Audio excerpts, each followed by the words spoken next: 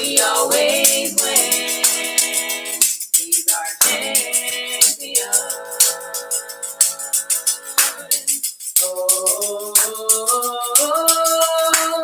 Yahuwah is the awesome one, and there is none like him. With him we win. He's our champion. With him we can lose. We always win. He's our champion. Oh,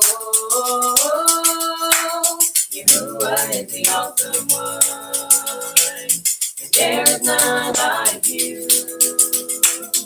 With you we win. You're our champion. With you we can lose. We always win. You're our champion. Oh, Yahuwah is the awesome one, and there is none like you. With you we win. You're our champion. With you we can lose. We always win. You're our champion.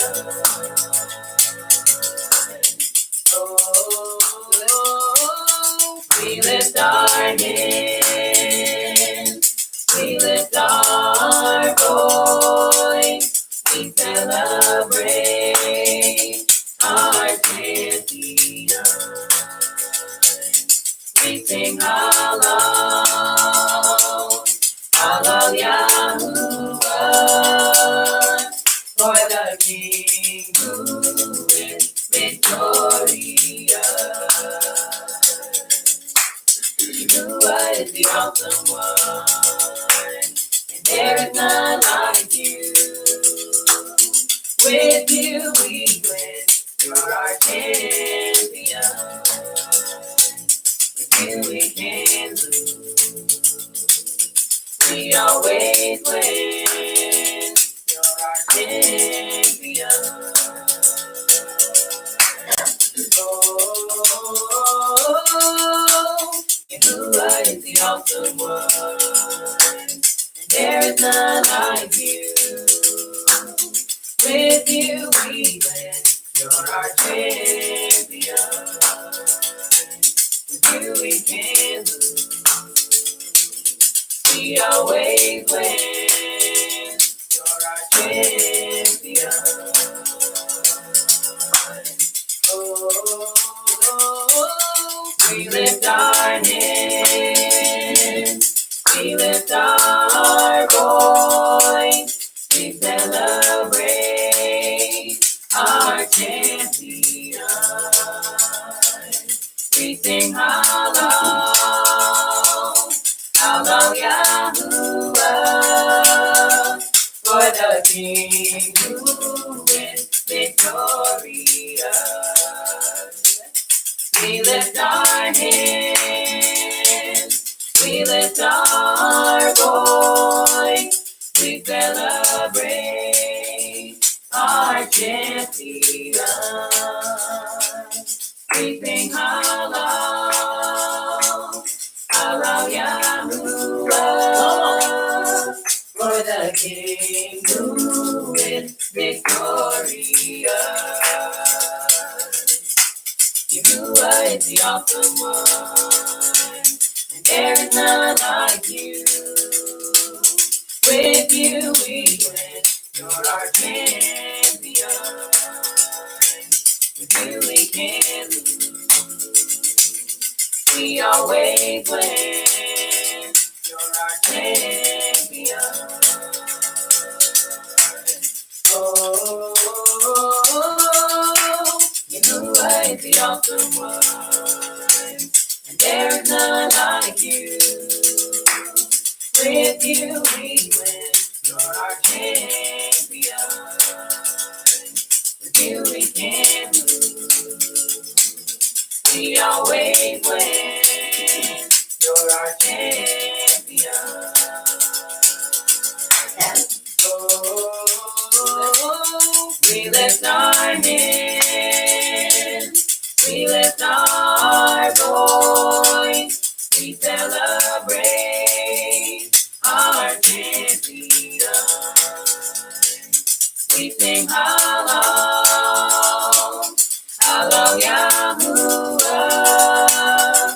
for the King who is victorious.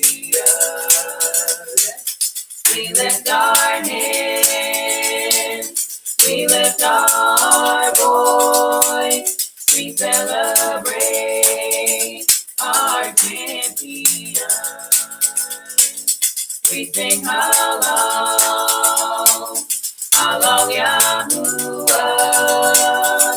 for the King who is victorious. You are in the awesome one, and there is none like you. With you we win, you're our champion. With you we can lose, we always win. You're our champion.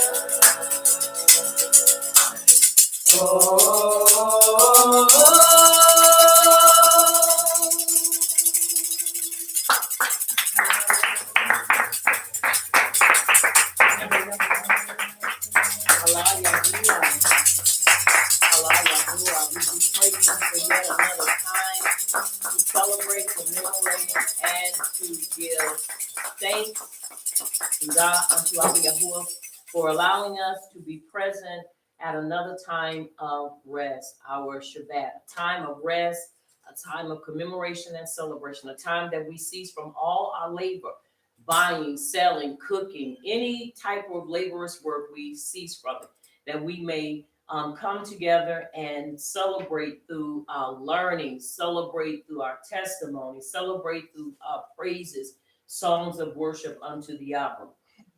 And so I want to say to you, if it is your first time tuning in, we told our Yahuwah for you taking the time to celebrate with us this time of Shabbat rest. For we know it is also a feast unto our Yahuwah. It is not a time to mourn. It is not a time for us to hold our heads down, but it's a time to hold our heads up and show the world that we know who we are by obeying the command of our Yahuwah during our time of rest. We're going to begin with the Baruch of the Torah.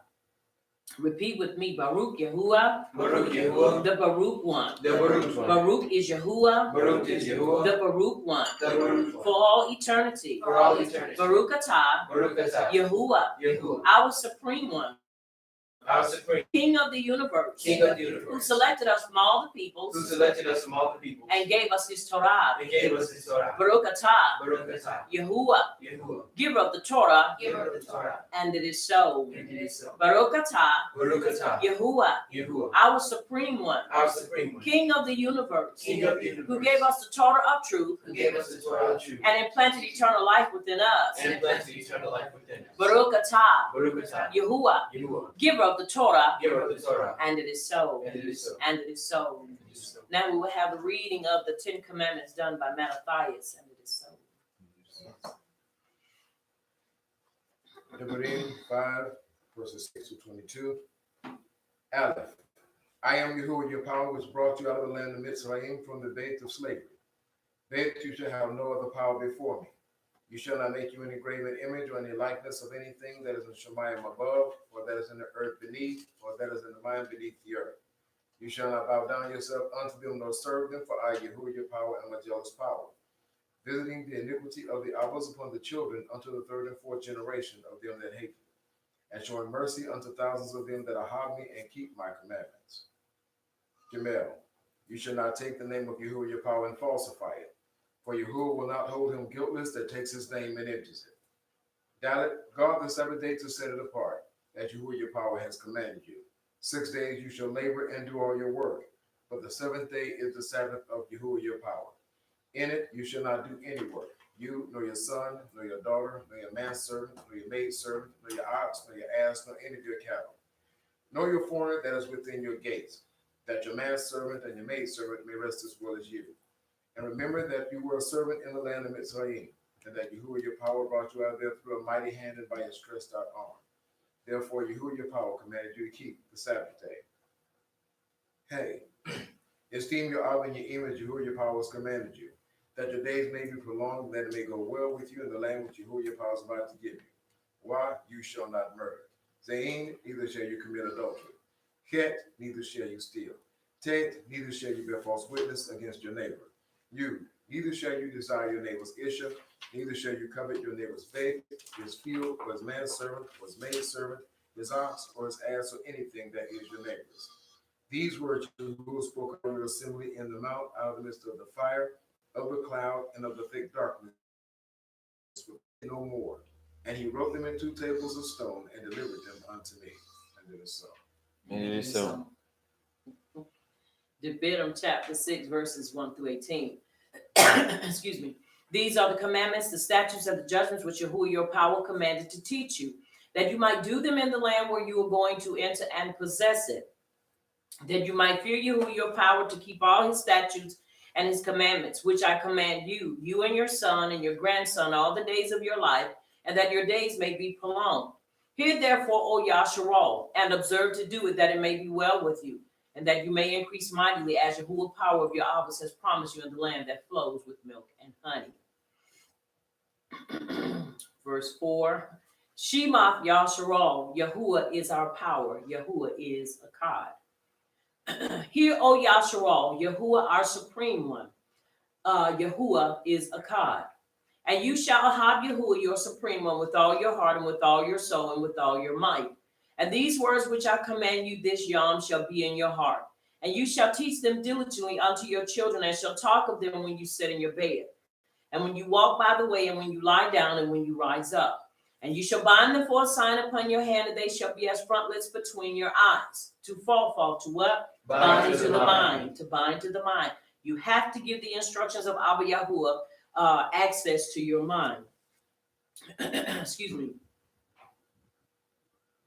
And you shall write them upon the posts of your bed and on your gates. And it shall be when Yahuwah your power shall have brought you into the land which he swore to your Abbas, to Abraham, to Isaac, and to Yaakov, to give you great cities which you did not build, houses full of all great things that you filled not, wells dug which you did not dig, vineyards and olive trees which you did not plant.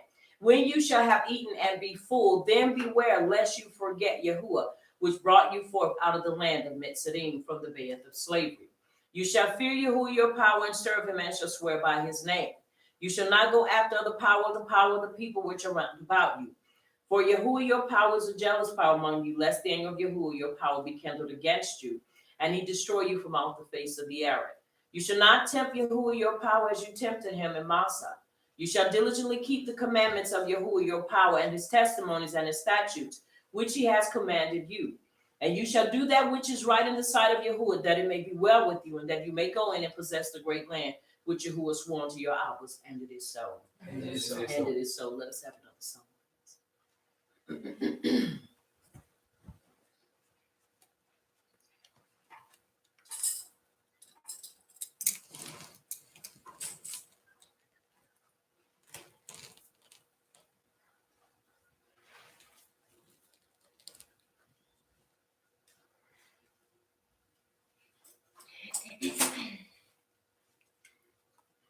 Yahuwah, make me over. Yahuwah, make me over. Yahuwah, make me over. Make me over again. Oh, make me over again. Yahuwah, make me over. Yahuwah, make me over. Yahuwah, make me over.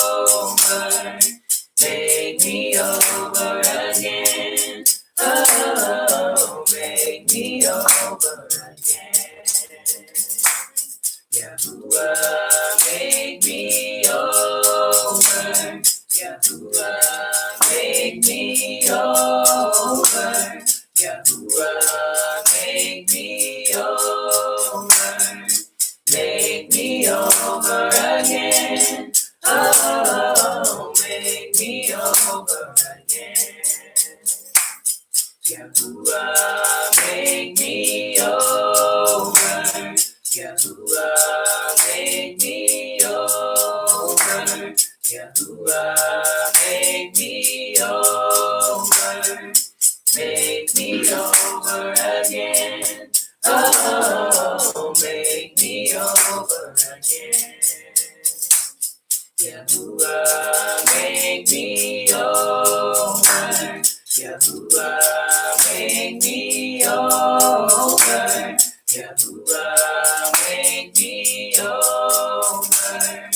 Make me over again. Oh, make me over again. Come on, come on. Yahuwah, make me over. Yahuwah, make me over. Yahuwah, make me over. Make me over again. Oh, make me over again. Yahuwah, make me over. Yahuwah, make me over. Yahuwah, make me over. Make me over again. Oh, make me over again. Yahuwah, make me over. Yahuwah, make me over. Yahuwah, make me over. Make me over again. Oh, make me over again. Yahuwah, make me over. Yahuwah, make me over. Yahuwah, make me over. Make me over again. Oh, make me over again. Yahuwah, make me over. Yahuwah, make me over. Yahuwah, make me over. Make me over again. Oh, make me over again. Yahuwah, make me over. Yahuwah, make me over. Yahuwah, make me over. Make me over again. Oh, make me over again. Come on, come on. Yahuwah, make me over. Yahuwah, make me over. Yahuwah, make me over. Make me over again. Oh, make me over again. Yahuwah, make me over. Yahuwah, make me over. Yahuwah, make me over. Make me over again. Oh, make me over again. Come on, come on. Yahuwah, make me over. Yahuwah, make me over. Yahuwah, make me over. Make me over again. Oh, make me over again. Come on. Yahuwah, make me over. Yahuwah, make me over. Yahuwah, make me over. Make me over again. Oh, make me over again. Yahuwah, make me over. Yahuwah, make me over. make me over. Make me over again. Oh, make me over again. Yahuwah, make me over. Yahuwah, make me over. Yahuwah, make me over. Make me over again. Oh, make me over again. Yahuwah, make me over. Yahuwah, make me over. Yahuwah, make me over. Make me over again. Oh, make me over again. Yahuwah, make me over. Yahuwah, make me over. Yahuwah, make me over. Make me over again. Oh, make me over again. Yahuwah, make me over. Yahuwah, make me over. Yahuwah, make me over. Make me over again. Oh, make me over again. Yahuwah, make me over. Yahuwah, make me over. Yahuwah, make me over. Make me over again. Oh, make me over again. Yahuwah, make me over. Yahuwah, make me over. Yahuwah, make me over. Make me over again. Oh, make me over again. Yahuwah, make me over. Yahuwah, make me over. Yahuwah, make me over. Make me over again.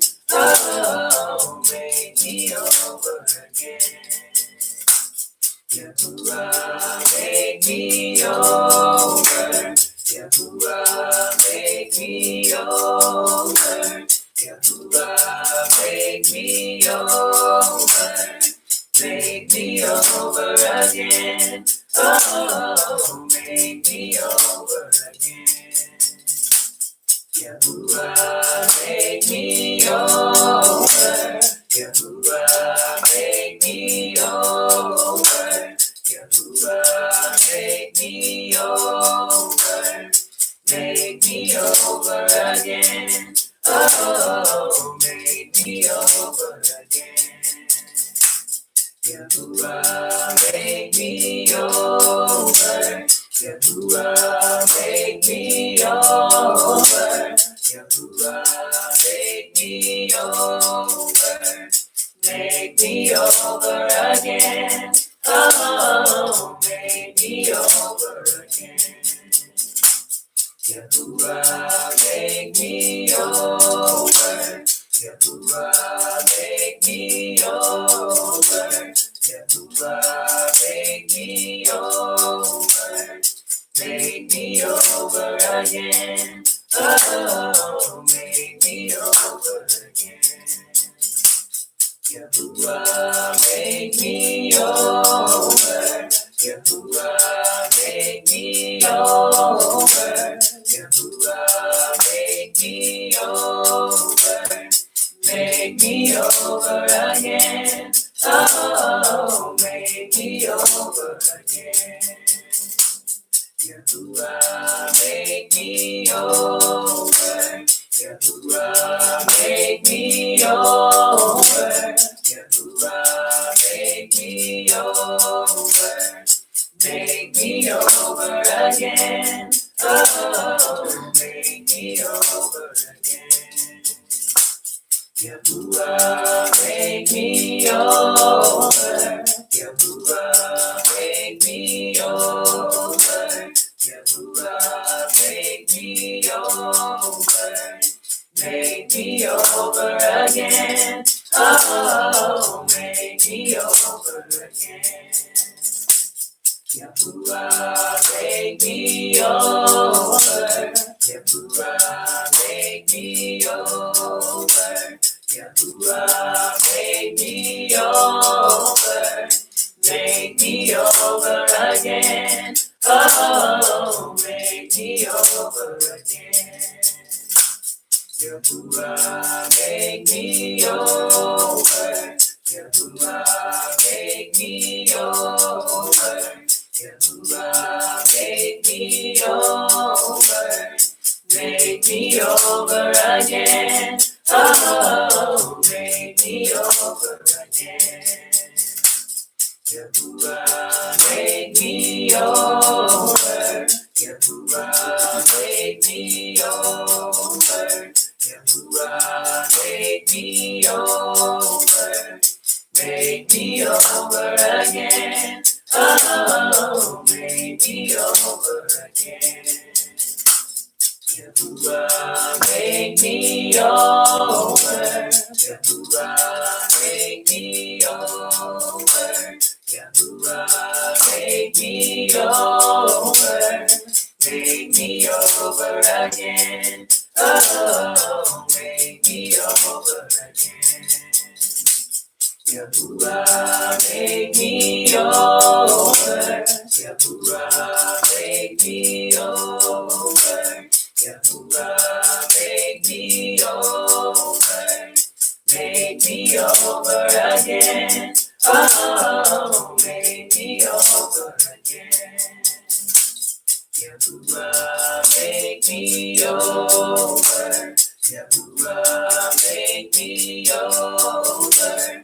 Yahuwah, make me over. Make me over again. Oh, make me over again.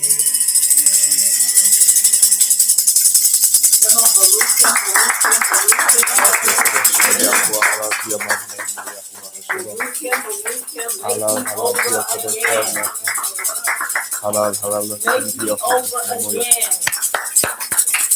It's a song of praise. It's a song of worship. It is a desire. Make me over again. Wash me, cleanse me. Make me clean through and through. Help me to see and understand so that your Torah will be perfected in me. Very important for us to understand. Make me over again. Without him making us over, without him renewing us, we will never be able to fully understand his ahab and fully understand his covenant for our lives. So we do appreciate him. We do ahab him. And that ought to be all of our desire. That ought to be all of our cry to him. Make me over again. When I lose my way, make me over again. When I don't know what to say, make me over again. When I find my back up against the wall, make me over again. When I have to make decisions and choices, make me over again so that I can do what I need to do in order to continue to give you the praise and give you the esteem and follow after everything that you place within me. First and foremost, giving him praise and thanks for waking us up, because he could allow us to stay asleep. Everybody was not asleep in Christianity. Some people would just sleep outside of any kind of order or any type of discipline, and just out there wilding out and doing and being whoever and whatever they wanted or thought they were big enough and bad enough to do. But he woke us up with his finger of ahab, and we do appreciate him.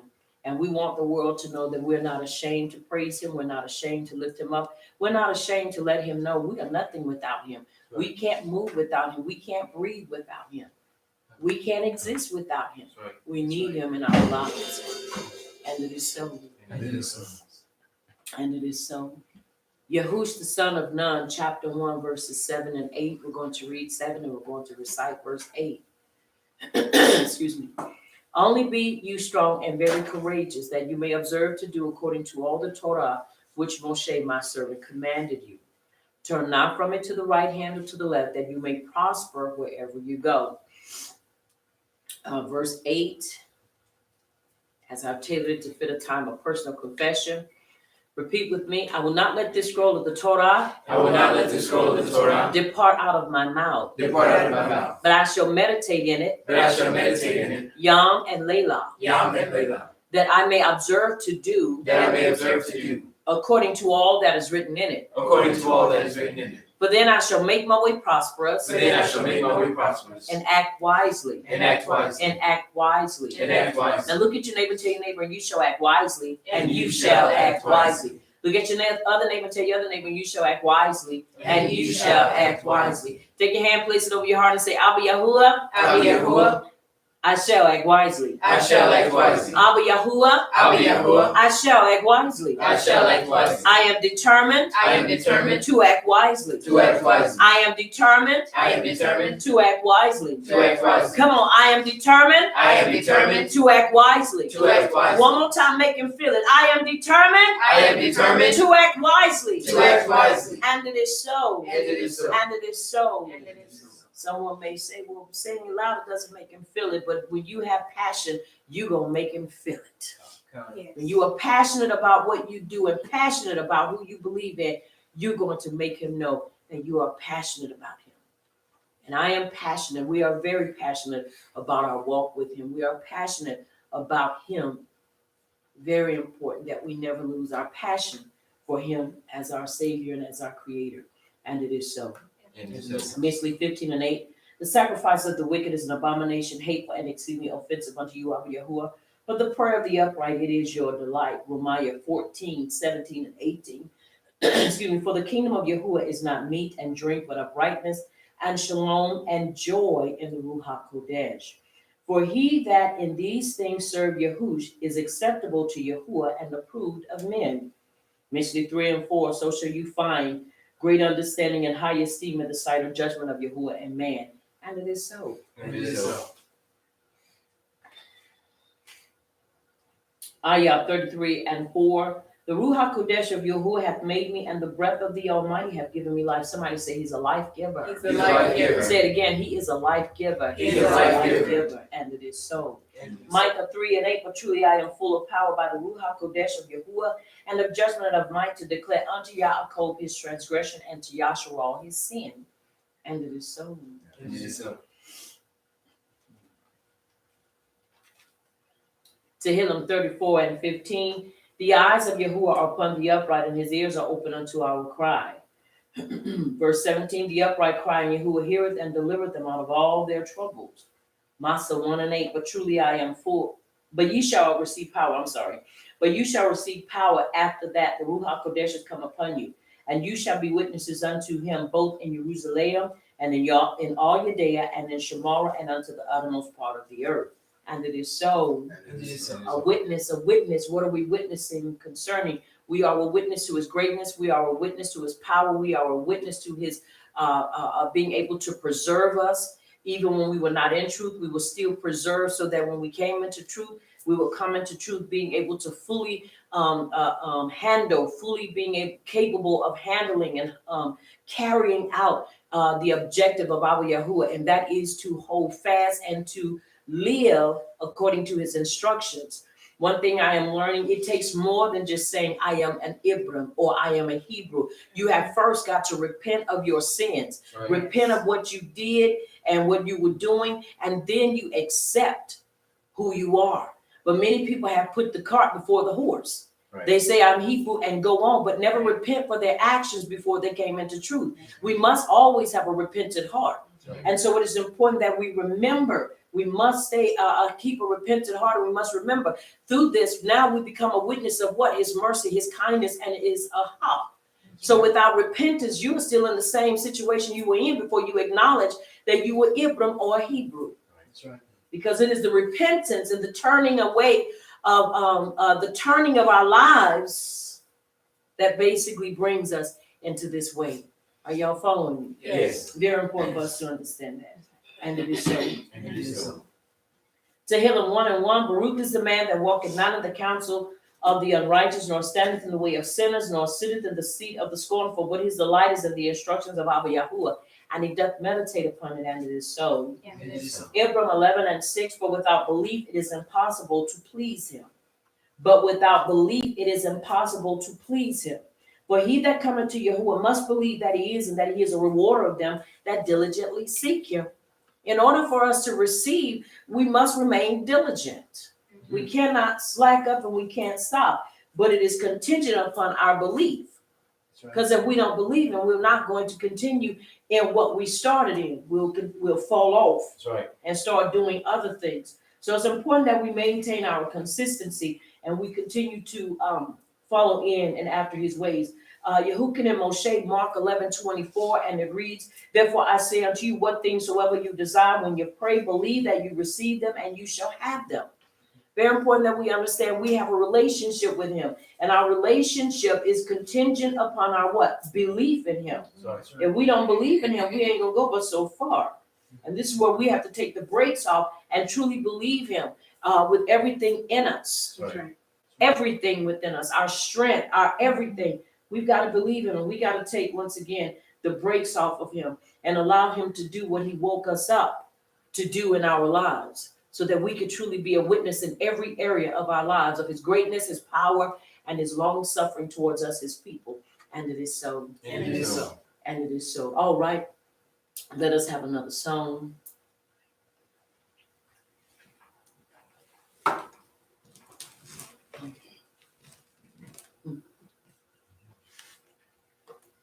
That's fine.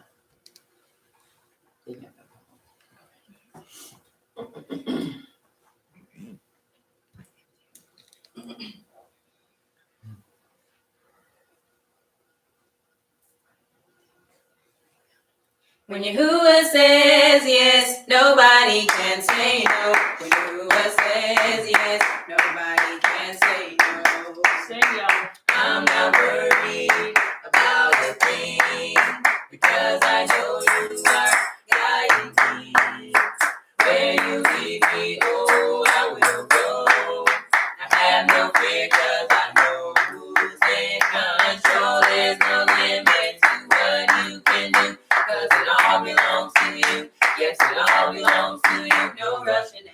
You're almighty and all powerful, and it all belongs to you. Yes, it all belongs to you. Yahuwah says yes, nobody can say no. Yahuwah says yes, nobody can say no. Yahuwah says yes, nobody can say no. Yahuwah says yes, nobody can say no. I'm not worried about a thing, because I know you are guiding me. Where you lead me, oh, I will go. I have no fear, cause I know who's in control. There's no limit to what you can do, cause it all belongs to you. Yes, it all belongs to you. No rushing now. You're almighty and all powerful, and it all belongs to you. Yes, it all belongs to you. Yahuwah says yes, nobody can say no. Yahuwah says yes, nobody can say no. Yahuwah says yes, nobody can say no. Yahuwah says yes, nobody can. But he's in control, there's no limit to what you can do, cause it all belongs to you. Yes, it all belongs to you. No rushing now. You're almighty and all powerful, and it all belongs to you. Yes, it all belongs to you. Yahuwah says yes,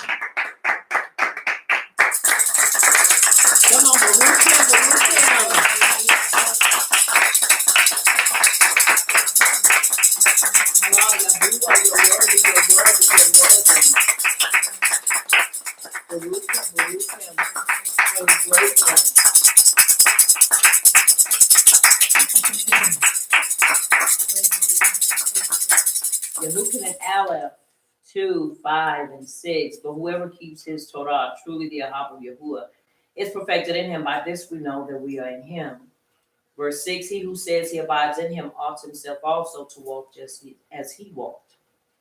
Yehukin and Aleph 5, 3, all the way to 15. For this is the Ahab for Yahuwah, that we guard his commands, and his commands are not difficult. Because everyone saying, or everyone having been begotten of Yahuwah overcomes the world. And this is the overcoming that has overcome the world, our belief. Somebody say our belief. Our belief. Who is the one who overcomes the world but he who believes that Yahush is the son of Yahuwah? This is the one that came by water and blood, Yahush Mashiach, not only by water, but by water and blood. And it is the Ruach who bears witness, because the Ruach is the truth. Because there are three who bear witness, the Ruach and the water and the blood, and the three are in agreement. We receive the witness of men. If we receive the witness of men, the witness of Yahuwah is greater. So the witness of Yahuwah is greater than what? The witness of men, which he has witnessed concerning his son. The one who believes in the son of Yahuwah has the witness in himself. The one who does not believe Yahuwah has made him a liar, because he has not believed the witness that Yahuwah has given concerning his son.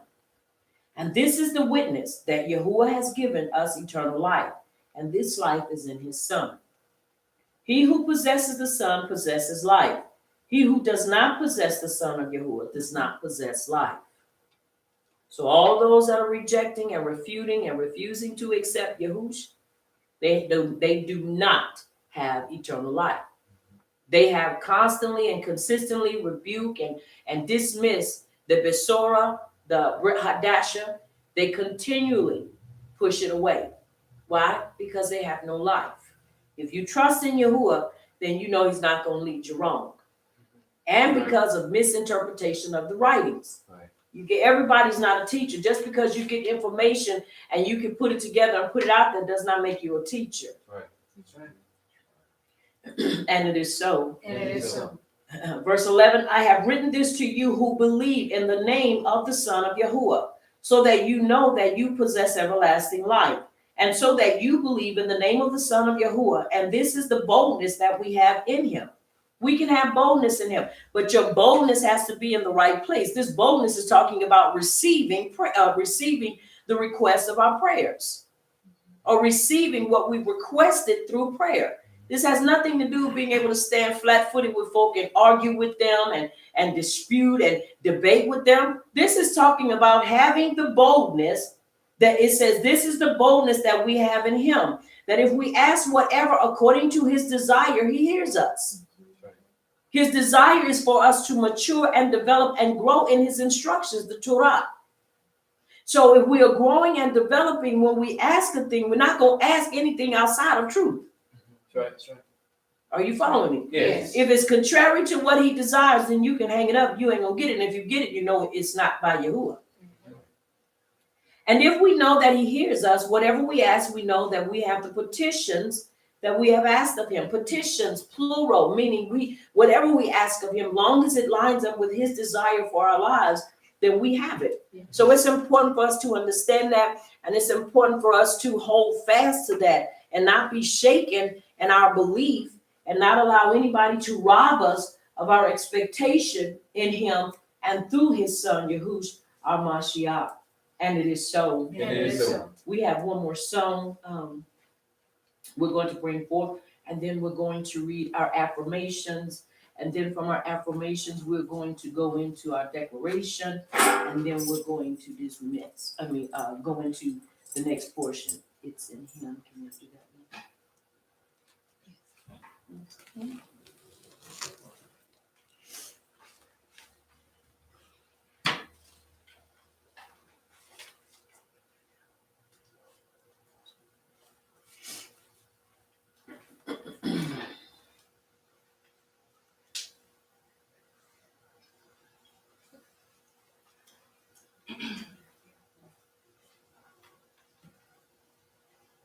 It's in him do I live, move, and have my being. In him do I live, move, and have my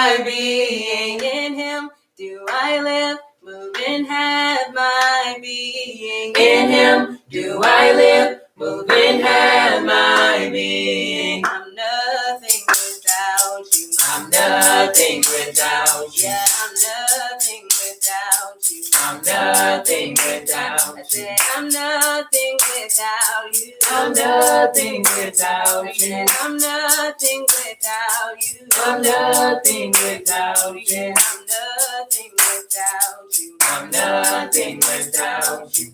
Nothing without you. I'm nothing without you. I said I'm nothing without you. I'm nothing without you. I'm nothing without you. I'm nothing without you. So breathe through me. Sing, y'all. Live in me. Let your rusting reign in me. Bring it through me. Come on. Live in me.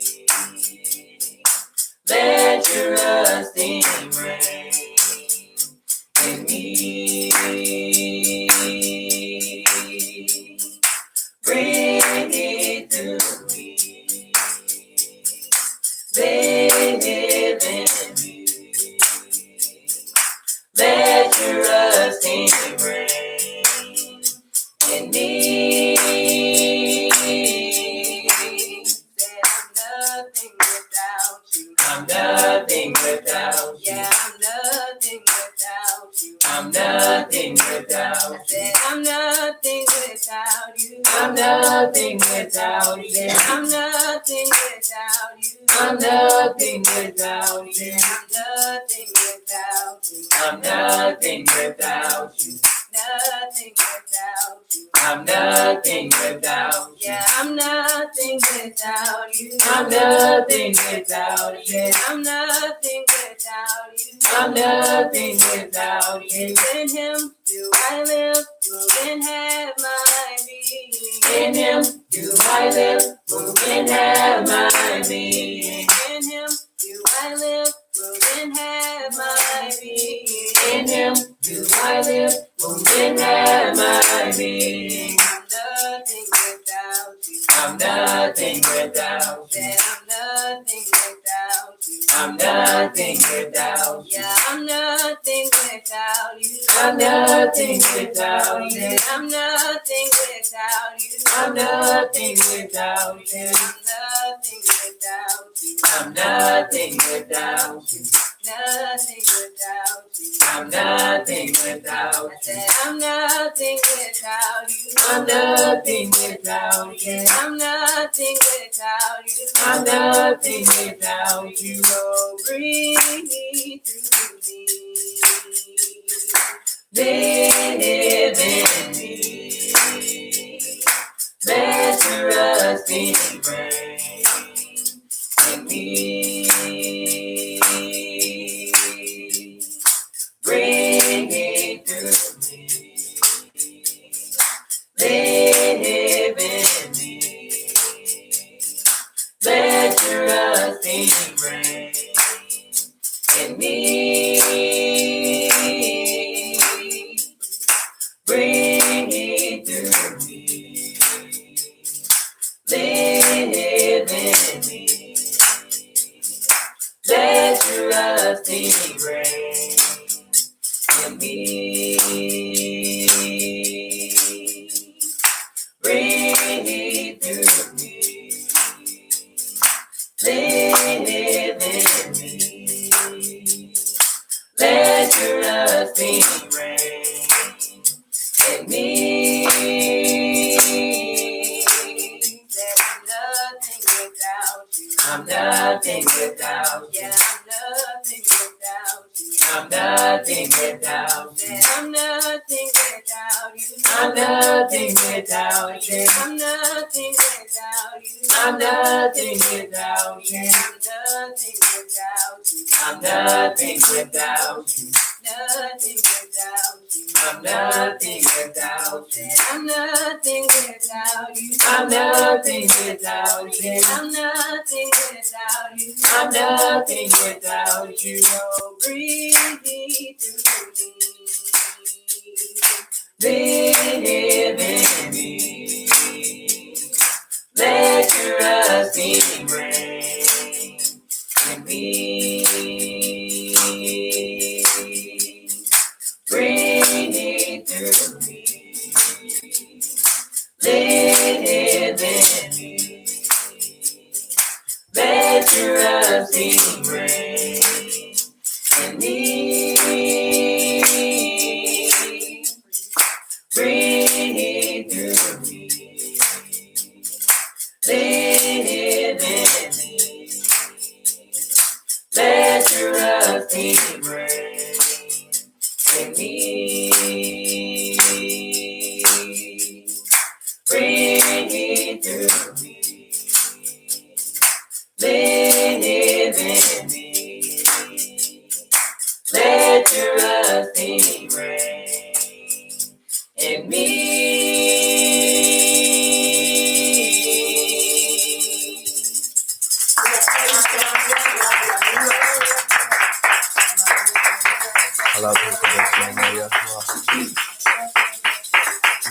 I'm nothing without you. Breathe with me. Let your resting reign. You know what you say? Reign in me. Rest in me, I'll be Yahuwah. I'm nothing without you. Anything and everything else can go, but we need our Yahuwah. That's right. He is our King. He is our everything. Yes.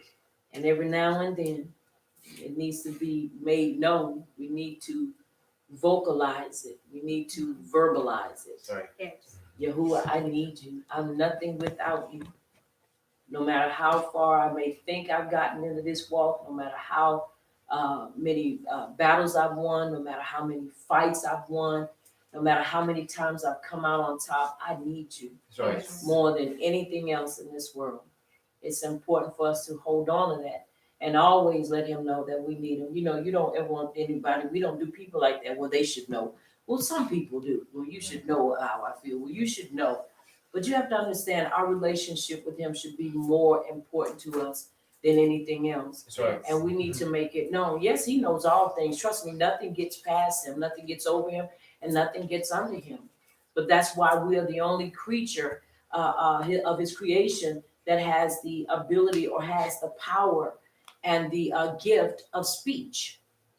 That's right. We can speak his language because he gave it to us. That's right. So because we can speak his language, we ought to speak to him. We ought to let him know how we feel. Let him know how much we adore him. We need to let him know how our hearts feel, how we truly ahab him. We need to let him know. That's right. Never ever take it for granted and assume, well, he already knows. He knows everything. That's right. But it is for us to open our mouths. Let everything that hath breath praise ye Abba Yahuwah. Yes. That's right. Praise him because he's great. Praise him because he is worthy.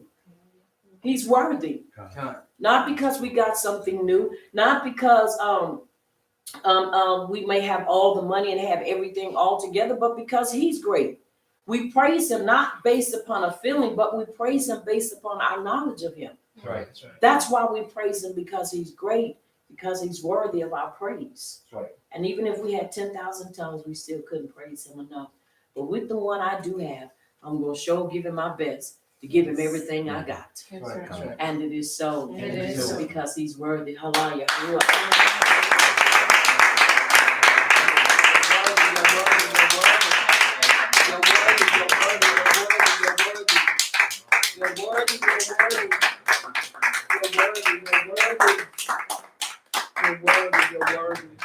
And we do appreciate you. We do praise you for all that you've done, all that you're doing, and all that you're yet going to do, for bringing us back to another time of celebration, commemoration of your rest that you've given unto us, our Shabbat.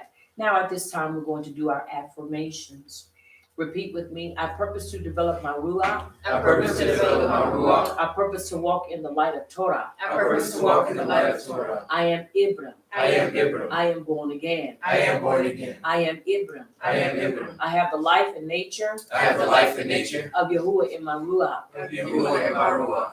That life is the Torah of Yasharal. That life is the Torah of Yasharal. I purpose to walk in the Torah I purpose to walk in the Torah of life. of life. Yahuwah's Torah, Yahuwah's Torah, Yahush, Yahush, is in me. is in me. Yahuwah's knowledge, Yahuwah's knowledge is in me. is in me. Yahuwah's ahab, Yahuwah's ahab is in me. is in me. Yahuwah's power, Yahuwah's power is in me. is in me. Yahuwah's wisdom, Yahuwah's wisdom is in me. is in me. He is teaching me. He is teaching me. He is teaching me. He is teaching me. He is leading me. He is leading. He is leading me. He is leading me. I am a child of Yahuwah. I am a child of Yahuwah. The Ruach Kodesh of Yahuwah The Ruach Kodesh of Yahuwah in me is leading me. in me is leading me. I'll follow her leading. I'll follow her leading. I'll walk in the Torah. I'll walk in the Torah. Yahush, Yahush, our Mashiach, our Mashiach, and it is so. and it is so.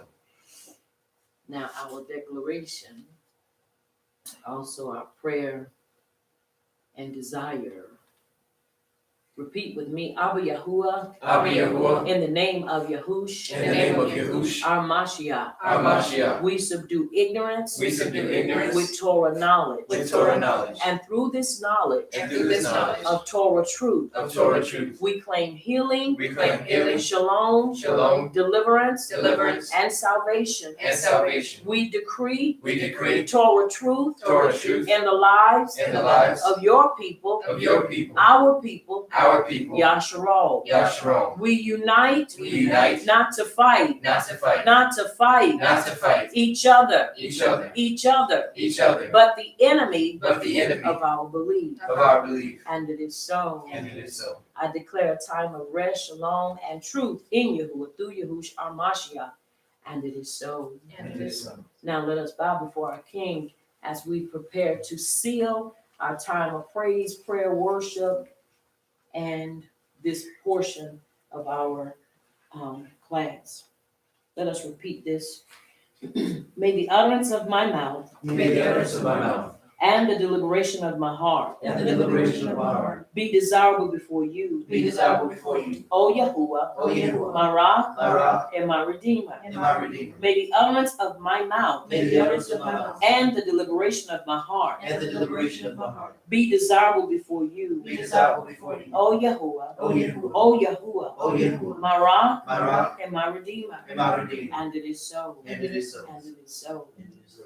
We have just recited Tehillim 19 and 14. And it is so. And it is so. You may be seated in His presence as we turn our attention to the scroll of Devarim, chapter 9, where we left off on Layla, which is last night. We want to pick it back up on this young. And this is our Torah portion, number 2, as we are going through, starting back over in our Torah portions, as we do every year, and we have been going for quite some time. And every time we go over it, I learn something new, something fresh. I'm learning something more. I'm saying something I didn't see before. No matter how many times you read the writings, you know, they have those, in Christianity, they had those teachings, read the Bible in a year, and still people reading it in a year still ain't learned nothing different.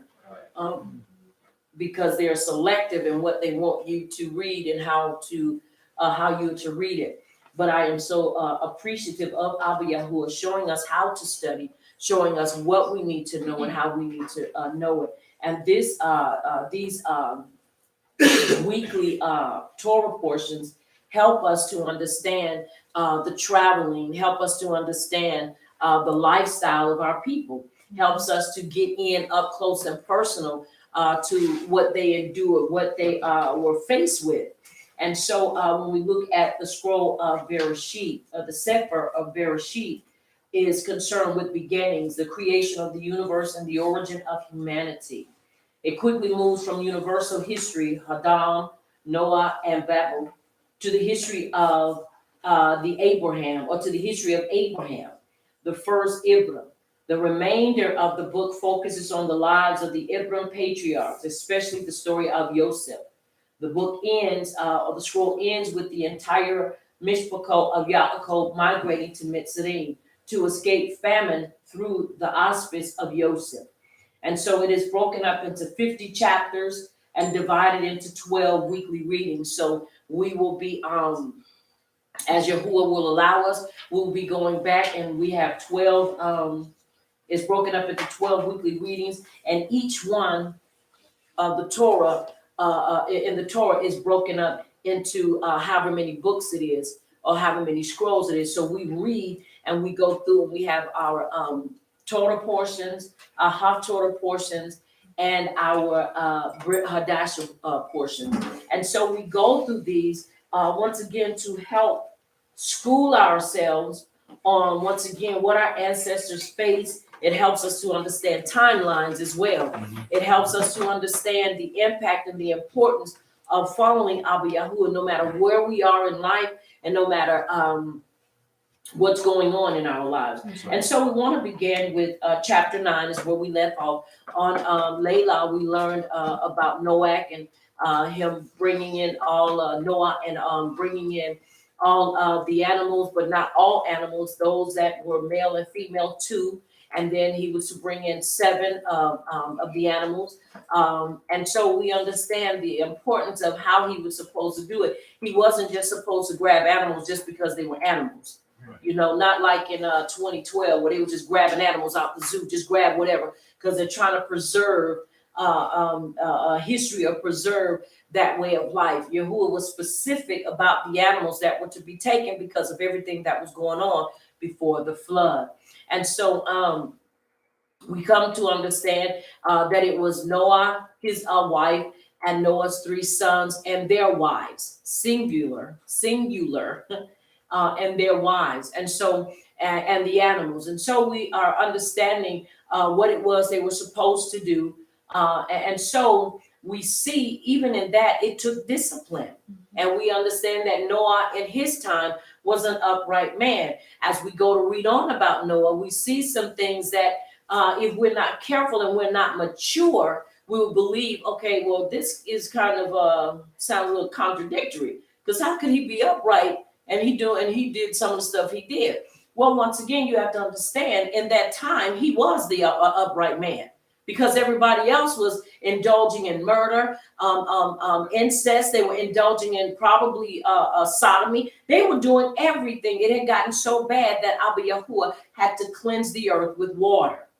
And so as we understand these things, he was an upright man because he did adhere to the instructions of Abba Yahuwah. And so with that being said, it's important that we see this from the eyes of truth and not how we have been taught or made to believe certain things. It's important that we read with an understanding and that we discern with an understanding by the Ruach HaKodesh and not by our own, because it's easy if you're not careful to be misconstrued and also to be misled. It's so much out there. So it's important that we have an ear to hear what Abba Yahuwah is saying to us by way of the Ruach HaKodesh and the writings through Yahushua HaMashiach. And it is so. And it is so. All right, we're going to start with chapter 9, and we're going to read, let's read 7 verses. Starting at verse 1. So power blessed Noah and his sons, and said to them, be fruitful and multiply and replenish the earth. And the fear of you and the dread of you shall be on every beast of the earth, and on every bird of the air, on all that moves on the earth, and on all the fish of the sea. They are given into your hand. All moving animals that have life shall be food for you. I have given you all things, even as the green herbs. But you shall not eat flesh with its life, that is, its blood. Mm-hmm. Surely for your lifeblood I will demand a reckoning. From the hand of every beast I will require it, and from the hand of man. From the hand of every man's brother I will require the life of a man. Whoever sheds a man's blood, by man his blood shall be shed.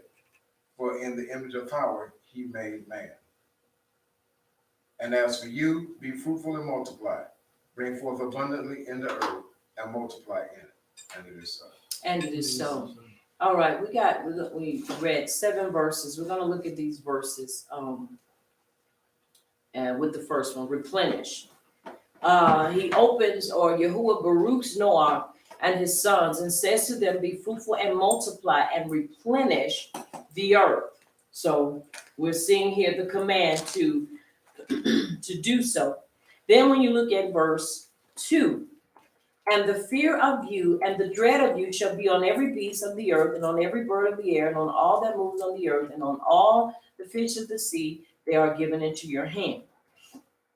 The fear of you and the dread of you is Kethikim. The Midrash homiletically connects Kiddim with Kayuth. Vitality, and interprets the fear of you. As long as you are alive shall be upon every beast of the earth. So even it made even a connection with, or a correlation of, a live infant need not be guarded from attack by mice, but our king of Bashan, when dead, has to be so guarded. In other words, the correlation here is that because they have been given, and watch, at this time, they have been given authority, and the animals would dread them. In other words, the animals would fear them because of their position. Now you have to understand, when they were on the ark, they didn't have to fear them. They had to feed them. That's right. They had to tend to them. It was his responsibility to make sure that they lasted until they got off of that ark. So you have to understand, they had to feed them, they had to tend to them, and they had to make sure that everything was straight and everything was correct. Are you following me? Yes. And so now, with this being brought to light, it shows that the fear of them at that time would be upon all the animals, regardless of what the animal was, because now they're changing. This is the not the atmosphere so much, but the structure of things have drastically changed. Right. Now, whereas they were all in the ark together, now there's a separation that is about to take place, and now life is about to begin differently for them as humans and for them being animals. Now, every moving thing, this includes animals, beasts, and birds. So he's telling them, all moving animals that have life, now he says, given into your hand. Every bird of the air, on all that moves on the earth, and on all ability, watch this, to train, domesticate, rule, and have authority over. Why? Because now you are going to be looked at from a different perspective. Now, when we get into verse 3, and the reason why I want to really kind of bring out these 7 verses is because this is where a lot of time people draw veganism from, becoming vegans. Now, we're going to, there'll be people that won't agree and will disagree and not like it, but argue with the word. Right. Because there's no debating when you read with an understanding and when you understand what is taking place. Right. Now, he says in verse 3, all moving animals that have life shall be food for you. I have given you all things, even as the green herbs. But the understanding here, we must understand, is that when he was bringing in the animals in the ark, Yahuwah had already told him to separate the unclean animals from the clean animals. So when he is telling him all moving animals that have life shall be food, it is with the understanding, don't eat the animals that are unclean. It is just like if you had 3 cars out in the parking lot and you're given permission to drive the car, or there's a car that you can drive the car out there, well, you automatically know the ones that you have been told not to drive, you don't jump in that one or try to get in that one. That's right. Because now you're doing something that you've already in the beginning been forbidden to do, but yet you've been given access to drive the car. You know which ones are not a part of that, so you automatically know, don't even look over here. Don't even look at this. Are you following me? Yes. So it's important that we understand. Now I'm going to read it to you from 2 different point of views, so that we can see. Once again, they are in agreement, but it's just kind of worded a little differently. Excluding unclean animals. This is how the text is understood. The list of unclean animals can be found in Wayikwa chapter 11. Noah knew what was clean and unclean, and would never eat pigs or the likes of such animals. The word all and life have a special context. So it's important that you understand all does not mean all. It means all what? Clean animals. That's right. So you have to be able to decipher and pull out what is being said. But when we go in, well, us is with the mentality like Christianity, we will begin to basically say one or two things. Either we eat everything and then he turns around and tells us not to eat it. Are you following me? Yes. So this is where we have to stabilize ourselves and look at the writings and look at it once again as Abba Yahuwah is giving unto us. Now, once again, this includes animals, beasts, and birds, but it does not include unclean animals.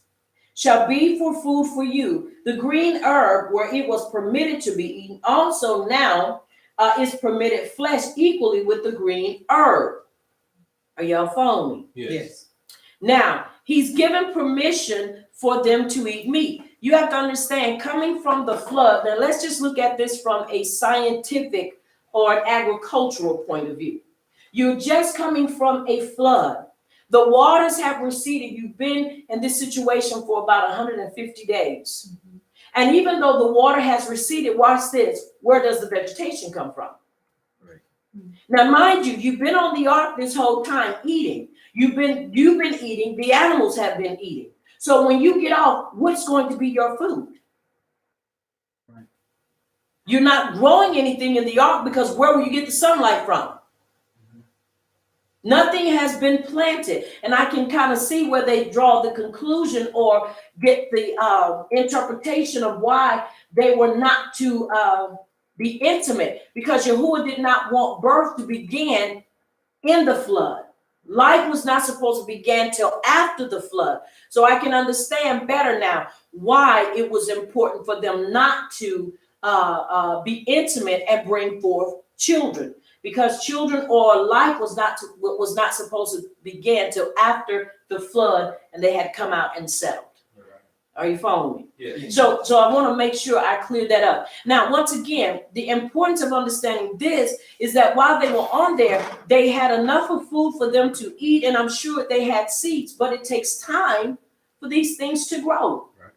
Because you have to understand, magic was not going to be a part of this.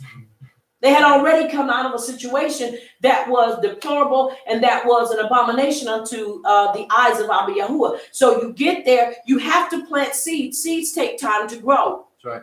So what were they supposed to do? Fast for 2 to 3 months? No, Yahuwah turned around and he gave them another food supply or another food source, which would be flesh. But there is also a instructions on how to go about eating the flesh.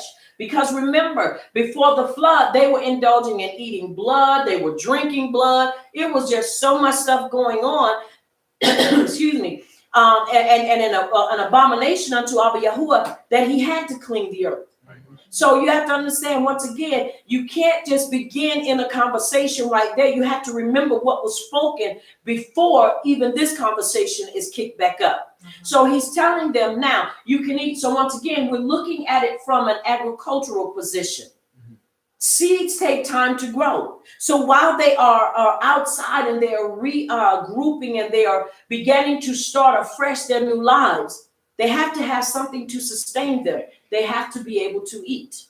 Right. So now meat is introduced into the picture. Many would believe and say, well, Hadam and Hawa were not supposed to eat meat. Once again, you have to understand, even when he named the animals and he told him he could do these things, there were many things that were stopped because of their sin. That's right. You have to understand, they were not going to live forever. So that meant they were going to die, and so were the animals going to at some point expire. We use the word expire. So as we look at this and we look at it from an intelligent perspective, and we look at it from, once again, not just an agricultural point of view, but even just a point of view of trying to sustain life. Everything had to eat. So how can you eat if there is nothing being produced? So now meat, once again, is given, but is given with instructions. And the instructions follow in verse 4. But you shall not eat flesh with its life, that is its blood. Once again, but you shall not eat flesh with its life. In other words, he is not telling them in verse 3 that you can eat this and then turn around and tell them, but don't eat the flesh. And many have believed that this was something that was inserted because many people just can't get it in their hearts to eat flesh. Why? Because you want to make them equal with you. No, animals are not equal with us or to us. Right. Even people that domesticate animals, they treat them better than people. Now, once again, you have to look at this thing, really look at it. Yahuwah knows everything from the end at the beginning. He knew people would take and make animals closer to them than people. This is why you see the commercials with the man, and most of the time, and I'm not saying that you don't find us up in there at times, but you find a European man and you see it in everyday life where they're running with their dogs and their dogs are their best friends. Man's best friend is his dog. No, your Isha, if you are supposed to be your best friend. That's right. Not your dog. I mean, sometimes that don't always work out, but it's supposed to be that way. Now, you have dogs or animals do have character. That's right. They do have character. And sometimes they tend to pick up the character of their owners. And so here you have this going on. And so they take them and they make them equal with them, and they leave inheritance to them, and they give them their homes and they give them money. And they say, well, the caretakers take care of them because they were the only ones around when I needed somebody there. People were not there.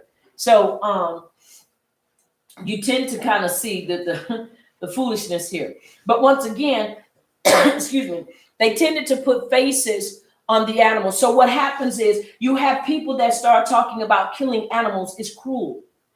We ought to not kill the animals. They need to be preserved. They need to be able to live. They need to be able to do, and they need to be able to live and not be bothered with. We shouldn't have to use them for food because you have just humanized what Yahuwah did not, and that's animals. Right. Understand, we have to read the text with clarity and with the right understanding. Now, he says, surely for your lifeblood, I will demand a reckoning. From the hand of every beast, I will require it. And from the hand of man, from the hand of every man's brother, I will require the life of man. Now, look at how Yahuwah goes down the chain. Surely for your lifeblood, I will demand a reckoning from the hand of every beast. Now, you have to understand, every beast now is against man. After the flood, you have herbivores. You have carnivores, and you have these now that they are going to eat. Those that are carnivores are going to eat meat. And when they would basically cross that line and began to eat and indulge in human flesh is when Yahuwah is going to judge them. Are you following me? Yes. Because it was never given to animals to eat human flesh. But then we try to make animals equal with us because then we turn around and say, but if they're not supposed to eat us, then we're not supposed to eat them. It was given to eat meat after the flood, but with the understanding, do not eat it with blood in it. You go to any restaurant today, and especially if you are a person that likes to eat steak, there's 3 ways you can eat your steak: rare, medium rare, rare, medium rare, well done, or done, and then well done. That's why it's best to fix it at home yourself. Because when they fix your steaks, they say the best way to eat it is with blood in it. This is the way Yahuwah forbid us to eat it. Then you have to understand, meat in itself, listen to what I'm saying, does not have blood in it unless there are connected blood vessels. Because the flesh itself does not have blood in it. The way it gets in there is that you cut it a certain way, and that's how the blood is able to seep into the meat, which now messes it up. If you've ever bought chicken and chicken was bruised, this is how you know now that the blood has been mingled in with the meat. Right. Other than that, blood is not in the meat because the meat is the flesh. But the blood runs through the vessels. So it's where you're supposed to cut it. Most of the time when we go to the store and you buy meat and you see it all bloody red, that's not blood. That's dye on the meat. And that's because that's the way the department stores or the grocery stores or those that when they buy the meat, that's how they prepare, because you have those people that like to see their meat look bloody red. The color of meat is not red. If you look at it, really, it is brown. And it's not bad. Only way you know it's bad is if it starts smelling like butter. If it starts smelling like butter and it gives off that funny smell, you know it's going bad. But meat in and of itself is not bloody red. This is what they make you believe, because people like to eat their steaks red and like make it look bloody. So once again, it's important that we understand this that's being said. Now, he says, surely for the lifeblood, I will demand a reckoning from the hand of every beast. I will require it, and from the hand of man. Because remember, the reason why Yahuwah also wiped the earth clean was because of the violence, the robbery that was going on. Life was being shed every day. It was constantly. You rose in battle, and anybody knows living in the projects or have ever lived in the projects, you can identify with that. Now, people might say, well, all projects are not bad. No, you got some sections of the projects that are really not bad, but then overall, you got some rough places in there. We lived in the projects. And there were nights that we were on the floor because of gunshots. There were nights and even Laylas and even Yamims and Yams that we were on the floor because of all the stuff that was going on. So it was a consistent atmosphere of violence. You thinking you're in a war zone. You hearing people by your window, you know, this, that, and the other, and I'll do this and I'll do that, and you looking like, man, this is crazy. But take that and magnify it 1,000 plus times to where people weren't getting any rest. You wake up, you basically waking up fighting. You going to sleep fighting. Because you are constantly being put in a position to be having your stuff taken, and if not your stuff, having you taken. So this is where man was killing man. And from the hand of every man's brother, I require the life of man. Turning on each other. It's just a brawl constantly. Right. And it says, whoever sheds man's blood, by man, his blood shall be shed. For in the image of power, he made man. So he's reminding us, I made man in my image. Right. So whoever sheds man's blood, by man, his blood shall be shed.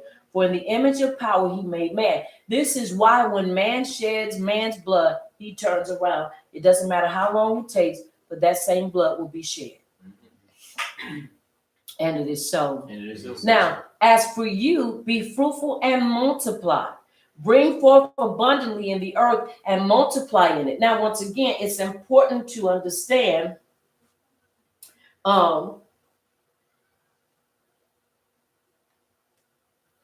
what is being said here. I'm just looking at my notes, y'all. Be fruitful, and multiply. The plain meaning suggests that when the words were addressed to Hadam, they were intended to be a Baruch, but here they are a positive command to populate the earth. The Midrash states that the text likens him who refuses to procreate to him who sheds blood, since it immediately follows the passage on murder. The interpretation is multiply, do not shed human blood, thereby diminishing the human race. Now, mind you, nobody has come forth. It's nothing but the 8 of them. But you have to understand, Yahuwah knows the heart of man. So these things have to be put in place. In other words, and I like how they put it, is that now we have to focus on bringing life. Remember, they're coming out of this lifestyle of shedding blood. They're coming out of a lifestyle that they saw these things. You know, well, if you tried to take something from me, we ain't about to talk, we about to brawl. So these things have to be put in place, because you have to understand their experience in the ark and them being saved from the flood. Now understand, save them from that catastrophe. But now the saving of their character, the saving of who they are, now has to be put in place so that they understand you cannot react the way or respond the way you did before you got on this ark and before the flood. Are y'all following me? Yes. Because you have to understand, they were a part of that society. They were a part of the things that was going on. It does not go in to say that they indulged in that, but we know they were a part of it. And I've come to understand a person doesn't have to put their hands to something to be affected by it. You don't have to be in a car accident to be affected by it. But if you look at the outcome of it is, it can affect you emotionally. Some incidents and accidents can traumatize people, even though they were nowhere near it. Because what you see. So this is important for us to understand everything that was taking place at that time. So he puts this in order, and then he commands them or demands them to bring forth offspring. Because now you have to ask the question, was there some hesitation? Now here it is. You have to be the beginning of life. Do you really want to begin that? Now, really, you have to ask the question, was that one of the things that now here they are? Because you have to understand, they are starting from a fresh. They're starting spanking brand new. They've left this old way of life. It's not like it's been obliterated from their life or from their minds. It is not like, this has been something that has been gone. 150 days is 150 days. We're not talking about 2, 3, 5, 6 years. We're talking about days that they just came out of this atmosphere, and now they're placed in this atmosphere of serene and shalom. And now you have to be able to procreate. You got to be able to reproduce, be fruitful and multiply. And so this is the command that's given to them. And so it is to promote life instead of promoting death. Now, if you notice in the time we live in, they promote more death than they do abortions. It's on all-time high.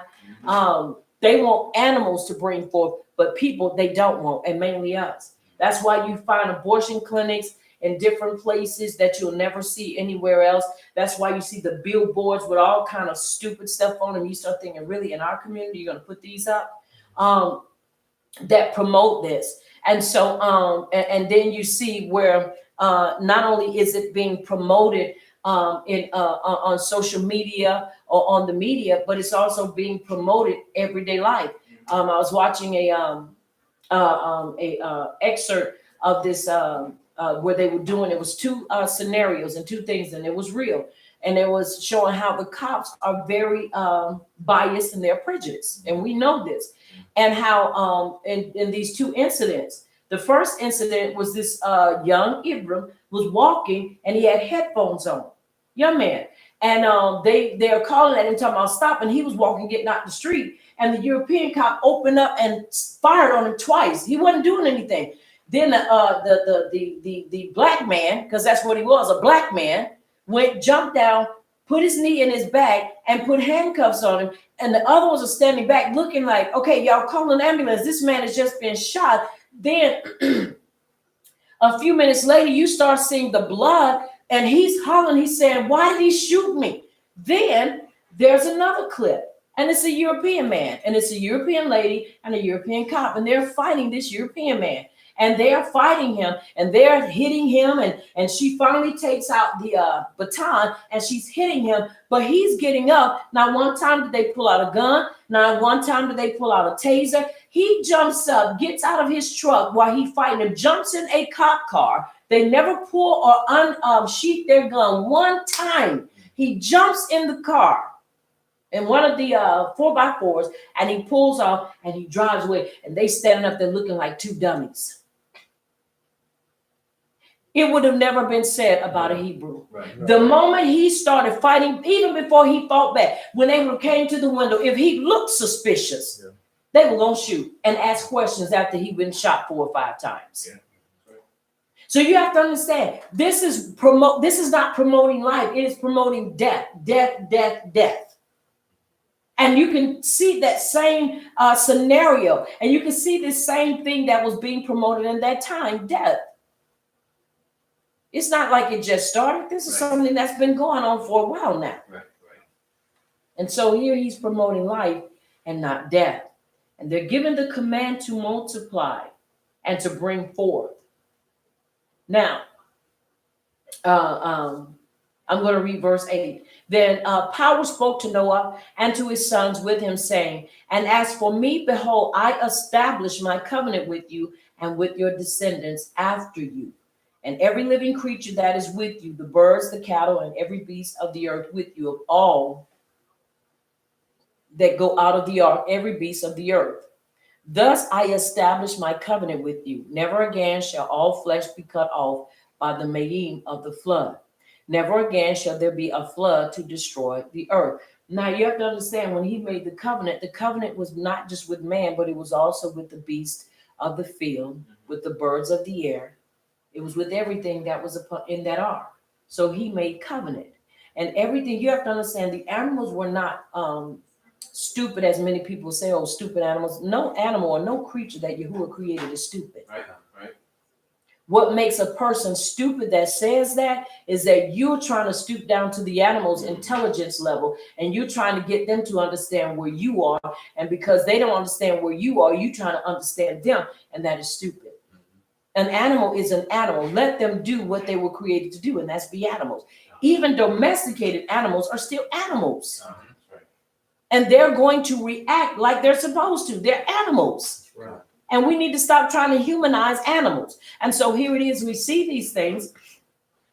Now, he goes on and he says that he establishes this. Now, look at verse 12. We're going to read all the way to 19. Let's read to 19. 12 to 19. That's 7 verses. Verse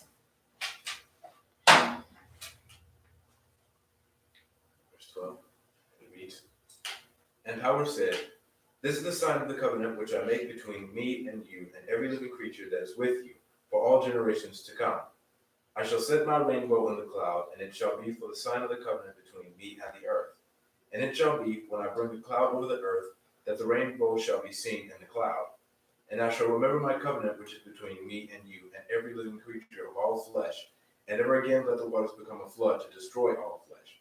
And the rainbow shall be a cloud, and in it I shall see it, to remember the everlasting covenant between Power and every living creature of all flesh that is on the earth. And Power said to Noah, this is the sign of the covenant which I have established between me and all flesh that is on the earth. And the sons of Noah who went out of the ark were Shem, Ham, and Japheth. And Ham was the father of Canaan. These three were the sons of Noah, and all the earth was overspread from them. And it is so. And it is so. Now, I want to jump back a minute. I want to deal with something real quick. In verse 5, when we began to also look at the blood as understanding that the blood is forbidden, no matter what. You don't eat meat with blood in it. Period. If it has it in there, you get it cooked, or you cook it until it's done. But verse 5, your blood of your lives will I require. He permitted man to take the life of the animals, but he did not permit them to take the blood. And I won't say most, but in a lot of your indigenous, a lot of the natives that we see, if you are one that likes to watch movies, like I like to watch native pictures of what we would look at as being the natives and so forth, or the Indians. You see a lot of their rituals had a lot to do with drinking the blood of an animal when they killed it, eating its liver, eating its vital organs, because they said they basically, by doing that, would possess the animal's strength or the animal's vigor, or what have you. And so these were the things that were forbidden to do. Now, one of the things also I want to address is that many have come to believe also when it says even your own blood, your blood of your lives will I require. In other words, this is also when you look at people, when it talks about suicide, and suicide is prohibited. But when you take another person's life, is not suicide. But you are not supposed to take your own life either. Are you following me? Yes. Because it will be required. Many people don't believe that suicide is wrong, and then you have many that believe it is. And so when it's all said and done, he said, I will require it of you. We don't have the authority or the right to take, watch this, our own lives. Now, somebody would say, well, if we're not supposed to kill, he said, don't kill another man or take another man's life. Now, you have to understand, that's not talking about during war times. This is talking about you just walking up because you feel like you can and taking a person's life unnecessary. War is never, in my opinion, it should never be absolutely necessary, but there are times that you have to, if you have to defend yourself, because what are you going to do? If somebody's trying to kill you, you going to let them kill you? Or are you going to defend yourself? Once again, Yahushua, that was his assignment. Are you following me? Yes. And they didn't kill him. He laid down his life. He gave his life up. He gave his life up. So once again, it's important that we understand too, suicide is not of Abba Yahuwah. And to take a life, we were forbidden to take a life unnecessary. Right. But when it comes to war is a whole different setting. It's a whole different theme. Because in war, blood is going to be shed. Because even Yahuwah declared that when they went into war, there were lives that they were supposed to take. And you have to understand, he never contradicts himself. Right. It is us that have to understand and get an understanding and perceive the words of Abba Yahuwah in a mature and intelligent way. The problem comes in is when we are trying to build and we're trying to build it from our own understanding. And we're trying to basically say, well, if he said it here, then how is it over here? It's said this way, because he can say that if he wants to. He doesn't have to answer to us. He doesn't have to ask us for permission to do what he does. So it's important that we understand shifting. We're understanding times and then understanding his appointed times and what things are to be acceptable and what things are not acceptable. Are you following? Yes. All right, excuse me. Now, verse 18, now the sons of Noah who went out of the ark were Shem, Ham, and Japheth. And Ham was Ahab of Canaan. Now, it's amazing that he would be the first one that would be recognized in the offspring of the three sons. We're going to read more and we're going to see what takes place. Now, he tells them, and from these the whole earth was repopulated, from these three men. Now you have to understand them and their children and their children's children repopulated the earth. All right. All right. Let's begin with verse 20, please, in chapter 9.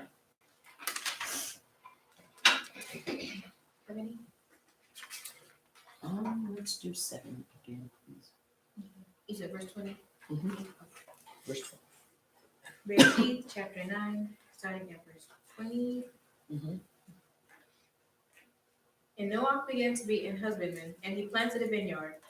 And he drank of the wine and was drunken, and he was uncovered within his tent. And Ham, the father of Canaan, saw the nakedness of his father, and told his two brethren without.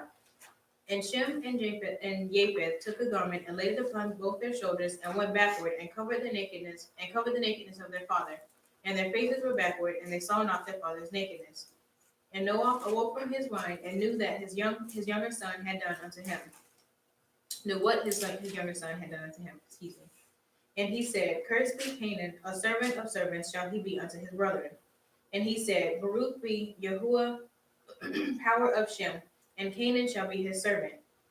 Yahuwah shall enlarge Japheth, and he shall dwell in the tents of Shem, and Canaan shall be his servant. And it is so. And it is so. Now, starting at verse 20, let's look at this again. Excuse me. And I'm going to look at it. And Noah, the husbandman, began and planted a vineyard. And he drank of the wine and was drunken, and he was uncovered within his tent. And Ham, the father of Canaan, saw the nakedness of his Abba and told his two brethren without. And Shem and Japheth took a garment and laid it upon both their shoulders and went backward and covered the nakedness of their Abba.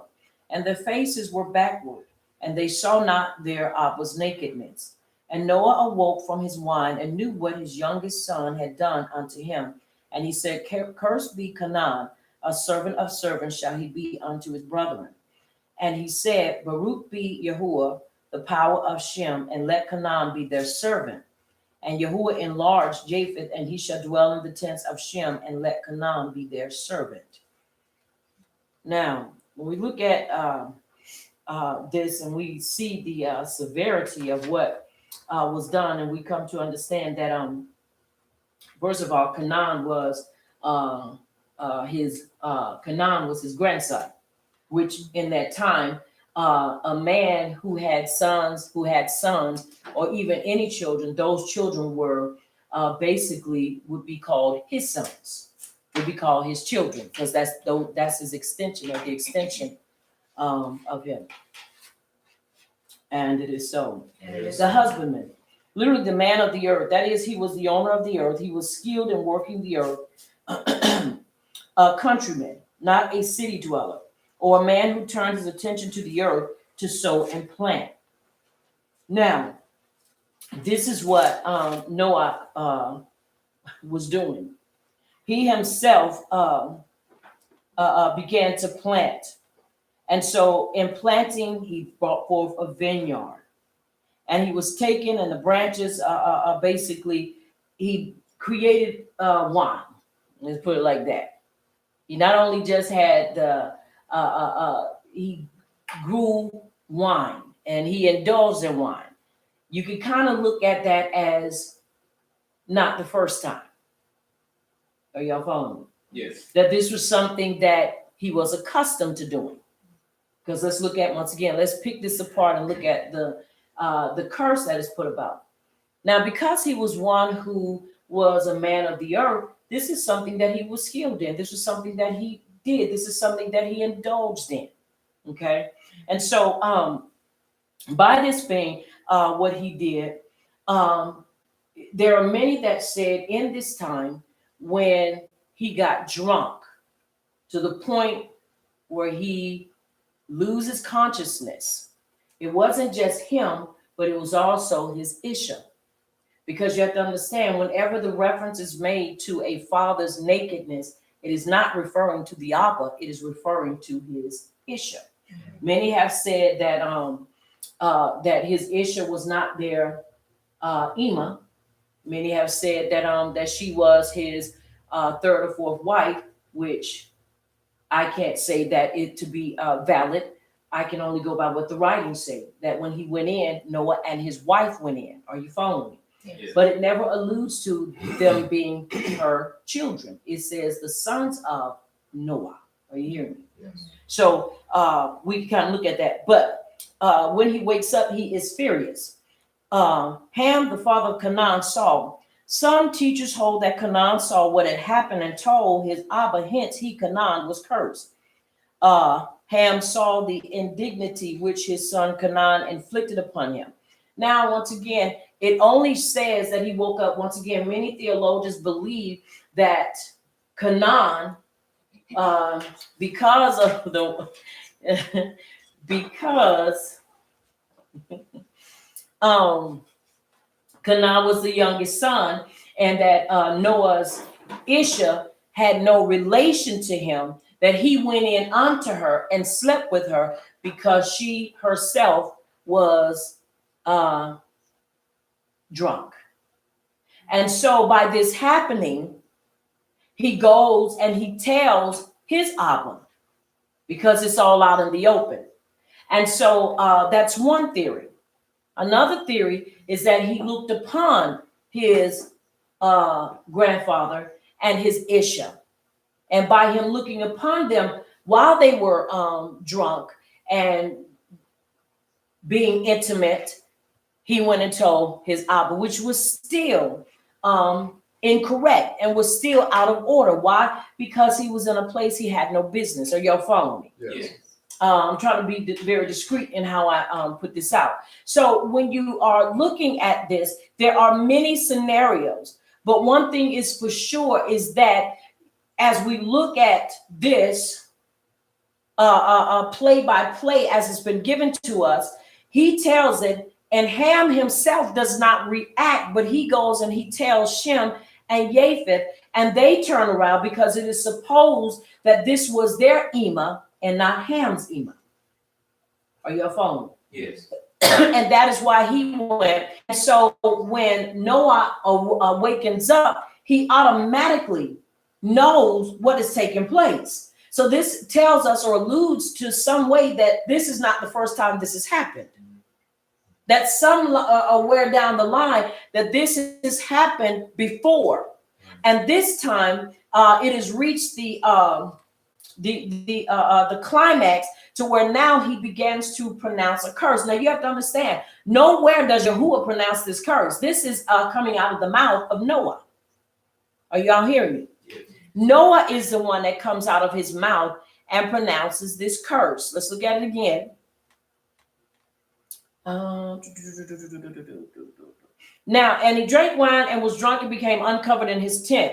Now, once again, it was not just him that was in the tent. It was also his Isha. And so once again, to give both scenarios, one said that he was drinking with Canaan and him and his Ish, and because she was no relation to him, she was not his grand Ima, he slept with her. And when he woke up, he realized what had taken place. Then the next one is that he saw them basically both uncovered and in the basically doing what an Ish and an Isha would do. And he went and told it. And so therefore it was still wrong because he was still indulging and he was looking at something that he had no business. So now when this is brought forth, the first thing that comes out, and he tells it to them once again in verse 23, but Shem and Japheth took a garment, laid it upon both of their shoulders and went backwards and covered the nakedness of their Abba, meaning his Isha. And their faces were turned away and they did not see their Abba's nakedness, meaning either it was their Ima or their step Ima, but either way, they did not look upon her. And so it would cause us to believe that that was possibly their Ima, because Ham didn't do it. You would ask the question, well, if Canaan went and told him, why didn't they cover them up? Because 9 times out of 10, once again, just based upon what we see here, it's a possibility that that was not, she was no relation to him. So he could not do it. And so listen what Noah does. So Noah awoke from his wine and knew what his younger son had done to him. So once again, there is an action that takes place and he knows directly who it comes from. So it is said that Canaan slept with Noah's Isha. And this is why he said, then he said, cursed be Canaan, a servant of servants, he shall be to his brethren. Once again, nowhere do you see Yahuwah saying this. This was the curse that Noah pronounced upon Canaan. Are y'all following me? Yes. All right, now let's look at this. Now it says the question arises as to why Canaan was cursed by Noah. Why not curse Ham himself or Cush or Put or Mitzrayim? By unfolding our Bereshit narrative a little further than the traditional story, one of Noah getting drunk and Ham coming in and looking at his naked father, he will soon discover Noah's patriarchal roots. The suggestion is that Noah and Ham were enjoying the fruits of Noah's vineyard and in Noah's tent when Noah passed out. Now, once again, he says Canaan, but we see here, this is what another explanation is. Ham then went into the adjoining chamber and slept with Noah's wife or his Isha. He then came out being loose, lipped, and because of his merriment, told his brothers. Then they, backing into the tent, covered his Abba's Isha, thereby covering their Abba's nakedness. Canaan was the child of his union, which why Noah cursed Canaan. This is another one. So you have 3 theories here. Are you following me? Yes. The Canaanites were known in the Torah for their perverse sexual practice, which we all warned to avoid, or which we are all warned to avoid in Wayikra. A despicable trait of sexual immorality was passed down through the generational line, birthed out of Ham's sin that took place in Noah's tent, Bereshit 9 and 22. So once again, here it is. We're seeing 3 explanations. What happened is the very thing that Rabbi Shaul disciplined the Corinthians for. A man slept with one of his Abba's wives. in Corinthians or Corinthia, Aleph 5:1. Yet in our narrative, we know that only one of Noah's wives, this is once again where we hear about the more than one wife into the ark. But we want to remain with what is being told. We do know that the name of Noah's wife was the daughter of Enoch, who was not, it was said, who was not Ham's mother, and who did not supposedly make it into the ark. And her name was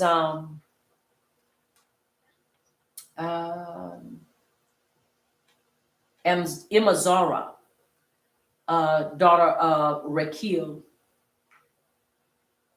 Yeah, and then the other name, Naamah. So it was supposed that he had two wives, the daughter of Enoch, who was not Ham's mother. So once again, we can see where this comes from.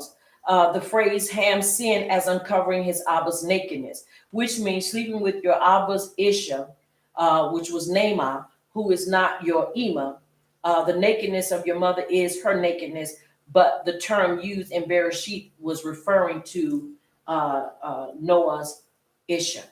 So once again, here we see that there was something that took place. One, that the theory is that Canaan was the child of Ham and Naamah. Then another is that he was already there, and he was the one basically that brought all about this. So once again, there are theories out there, but the main thing to be concerned with is that what takes place afterwards. He is cursed. Are you following me? Yes. And he is called to be a servant of servants, and he shall be to his brethren. And so this is where, before we came into truth, we believed that we were the descendants of Ham. We believed that we were the descendants of Ham. And you would hear people say the reason why we go through things is because we were cursed, because we are what? Black, which we're not black. We're heavy melanated, some of us. So you find these different theories and these different things that are going on out there. And so then you had those that said, but we are not from the seed of Canaan. We are the seed of Cush. We are Cushites. So you have many theories out there. Are y'all following me? Yes. Because of the color of our skin. Now, it took us completely out of the context of who we are. We were always made to believe that we were descendants of Ham and not the true people. Right. Are y'all following me? Yes. And so with this being said, it's important that we understand that these actions that took place brought about this curse. Now, not only did he curse him, but he also made him subservient to Shem and to Japheth. Are y'all hearing me? Yes. Now, and he said, Baruch be Yahuwah, the power of Shem, and may Canaan be his servant. And this is why people today still say this is why we as a people are under the people to this day. Are you following me? Yes. All right. Now, let's continue to read. Like I say, it's a lot of theories and it's a lot of things out there. And Noah lived after the flood 350 years. So all the days of Noah were 950 years, and he died. Now you have to understand, once again, it wasn't just this incident that happened. There were other things that took place. Now you have to remember, covenant was cut. Covenant was cut. Covenant was cut. And I want to read you something out. Read something to you out of Yerubbaal or Jubilees, the book of Jubilees. And I want to show you in chapter Jubilees, chapter 6, as they come out of the ark and the sacrifices are made, and it is a sweet smelling savor unto Abba Yahuwah. And he's given to Noah and his sons to increase, to be fruitful and multiply and replenish or repopulate and increase in the earth. And then he gives them to eat of every beast, but understanding every clean animal. And beast, you have to understand, does not mean of the lions, the tigers, and all that stuff. He was talking about the cattle because they were also called beasts of the field. Are you hearing me? Yes. They were called the beasts of the field. And so any of that, but they were not to eat it with the blood in it. They were not to eat, in other words, they were not to be savages, turn around and pull a limb off and start eating right then and there. They were not to take it and eat the organs and just indulge in things that were an abomination unto Abba Yahuwah. And not only that, but the winged beasts, those that were unclean, and the fish that were in the waters. He gave them to eat, once again with the understanding that these were the clean animals, not the dirty birds or the dirty fish. And they were not to eat, once again, the blood in it. Now, and Noah and his sons swore that they would not eat any blood that was in any flesh. And he made a covenant before Yahuwah forever throughout all the generations of the earth in this month. Now, once again, it's important that we understand that not only did Yahuwah present the covenant, but they agreed to comply to the covenant. Are you following me? They agreed to comply. They agreed to follow everything in this. Now, let's look at the, let me go back so I can show you. And on the new month of the third month, he went out from the ark and built an altar on the mount.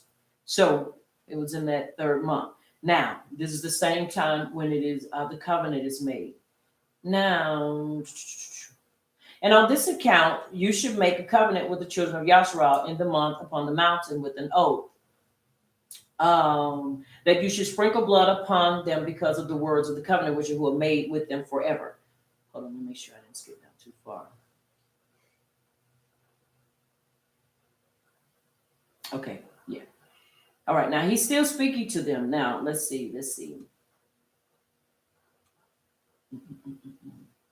And this testimony is written concerning you that you should observe it continually, so that you should not eat on any day any blood of beasts or birds or cattle during the days or the yamim of the earth. And the man who eats the blood of beasts or of cattle or of birds during all the yamim of the earth, he and his seed shall be rooted out of the land. Now, these are the words of Yahuwah.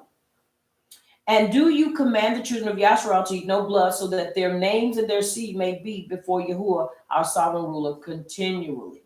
So there was no limit. And for this Torah, there is no limit of Yamim, for it is forever. They shall observe it throughout their generations, so that they may continue supplicating on our behalf with blood before the altar. Every Yom at the time of morning and evening, they shall seek forgiveness on your behalf perpetually before Yahuwah, that they may keep it and not be rooted out. And he gave to Noah and his sons a sign that there should not again be a flood on the earth. And it was the bow and the cloud, or a sign of the eternal covenant, that there should not again be a flood on the earth to destroy it, all the yamim of the earth. Now, for this reason, it is ordained and written on the heavenly tablets that they should celebrate the Feast of Weeks in this month once a year, to renew the covenant every year.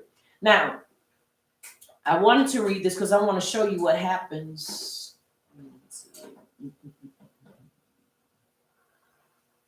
Now, okay, that was established. And this is the whole festival was celebrated in Shemayim from day of creation till the Yamim of Noah. 26 jubilees and 5 weeks of years. 1309 to 1659 a.m. And Noah and his sons observed it for 7 jubilees and 1 week of years, 350 years, to the day of Noah's death. And from the Yamim of Noah's death, his sons did away with it until the days of Yamim of Abraham, and they ate blood. Now, the reason why I wanted to read that is because I want to show you that in the end, or during this time, they still did not comply, and they still ended all messing up because they did not adhere and hold on to the instructions that Abba Yahuwah had given to them. Now, we only see this part in verse 28. And Noah lived after the flood 350 years. So all the days of Noah were 950 years, and he died. But they kept a system.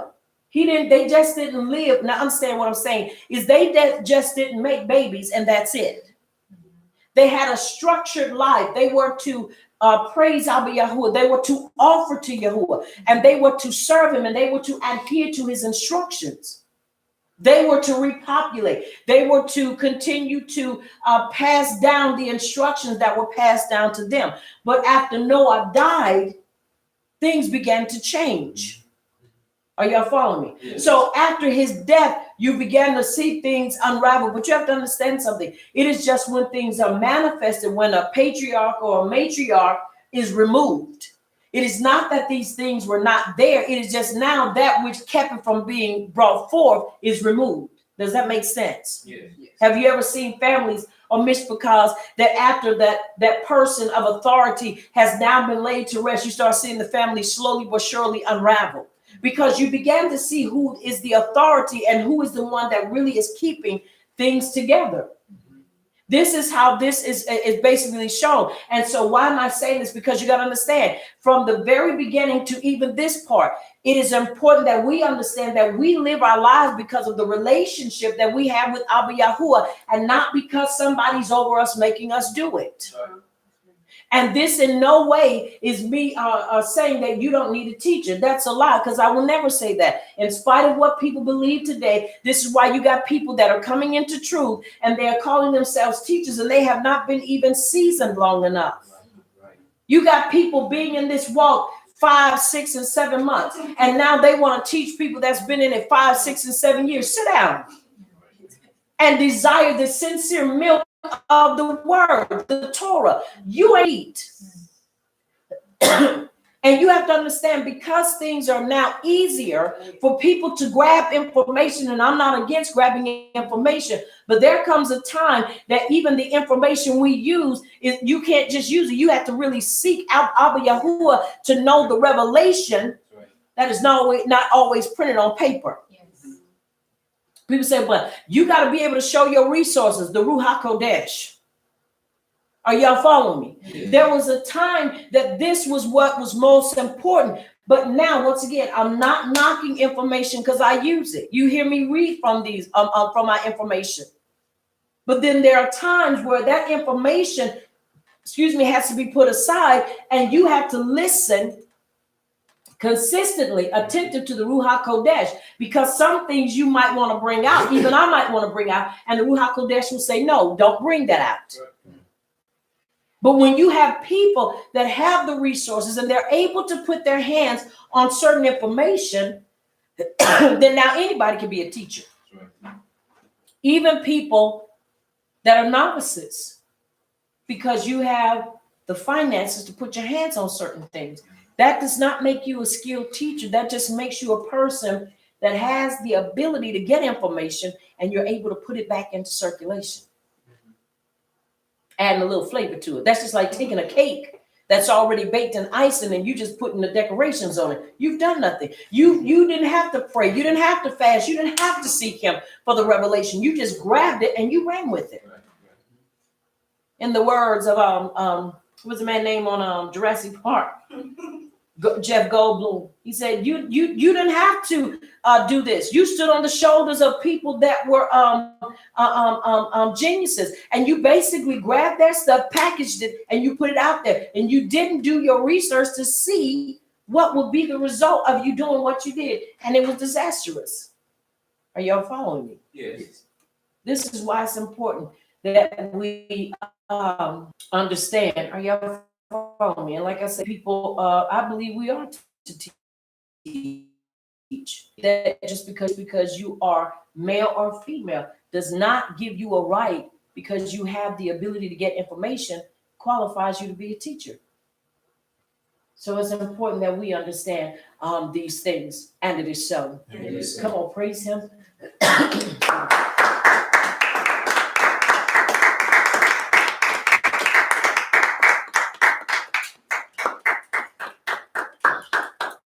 All right, now he dies. Now, order and instructions are in the hand of the sons of Noah.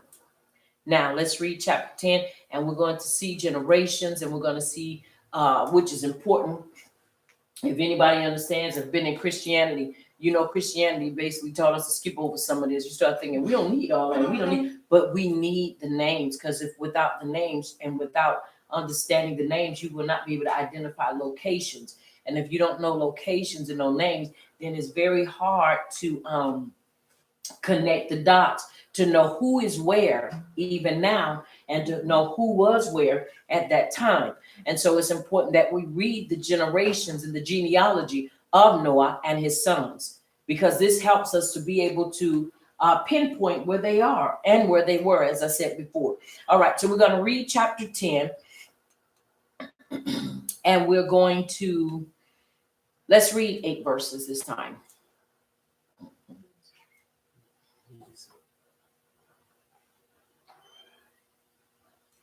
And it is so. It is so. Bereshit chapter 10, starting at verse 1. These are the family records of Noah's sons, Shem, Ham, and Japheth. They also had sons after the flood. Japheth's sons, Gomer, Magog, Madai, Yavan, Tubal, Meshech, and Tiras. Gomer's sons, Ashkenaz, Riphath, and Togarmah. And Yavan's sons, Elisha, Tarshish, Kittim, and Donanim. The coastline peoples spread out into their lands. These are Japheth's sons by their clans and their nations. Each group had its own language. Ham's sons, Cush, Mitzrayim, Put, and Canaan. Cush's sons, Sheba, Havilah, Sabta, Raamah, and Zaptika. And Raamah's sons, Sheba, and Dedan. Cush outwit Nimrod, who was the first powerful man on earth. And it is so. And it is so. Now, Kittim, which is Cyprus and parts of Europe. When you look at Cush, south of the river Nile, Nubia, and Sudan. Canaan, these are the descendants of Ham, who were removed from Yasharal because of the curse of Noah. Once again, this was the curse of Noah. Yahuwah never put that on Canaan. That was him and his anger. Because nowhere do you say Yahuwah, did Yahuwah say this? Are you following me? Mm-hmm. So you have to understand the authority that Noah had, and his ability to do what he did was very powerful. Are you following me? Yes. Because once again, that was the curse he pronounced on him. Yahuwah didn't pronounce that curse. He pronounced that curse on him.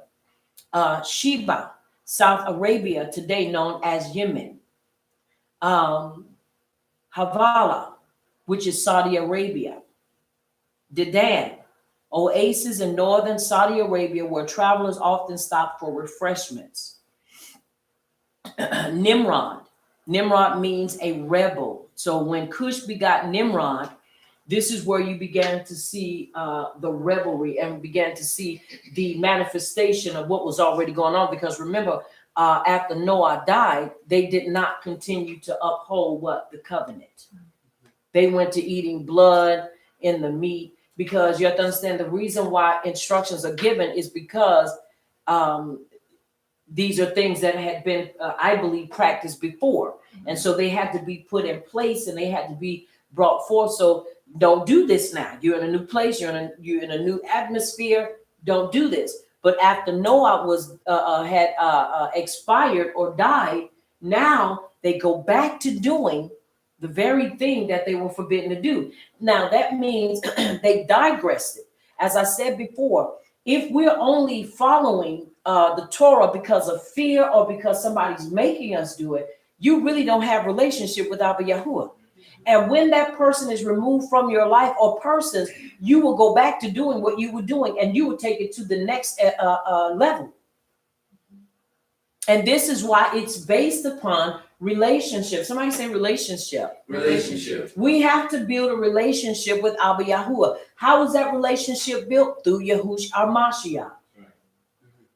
Because he is the one that opens the door for this relationship to be established. so that we can know how to live for him and know how to show him to show him how much we are him by living and by looking at the life or observing the life of Yahushua. How else do we know how to live for Yahuwah? Are you following me? Yes. He's our example. It tells us in Yehukin chapter in Yehukin and Aleph 2, 5, and 6. We're supposed to observe the way he walked. If we don't observe the way he walked and we don't examine it, then how can we do what he did if we don't know what he did? This has nothing to do with them WJ with that WJ. Yeah, WWJD. I'm trying to remember. WWJD. No, we don't have to ask all those. What did Yahushua do? Look in the book, look in the writings, and we see what he's done, and we are supposed to mimic him. Are you following me? Yes. But at the same time, we are to build a relationship so that we can serve Yahuwah in the capacity or in the way that he created us to do so. Right. There are some things in life that all of us ought to be doing exactly alike. And then there are some things that's going to be a little different because we all have different personalities. We bring different flavor to different things. The thing that ought to be exactly the same thing is how we keep the feast and how we keep the Shabbat. That's right. How we wear our tassels, you could argue all day long and say not so, but how we wear our tassels ought to be the same way.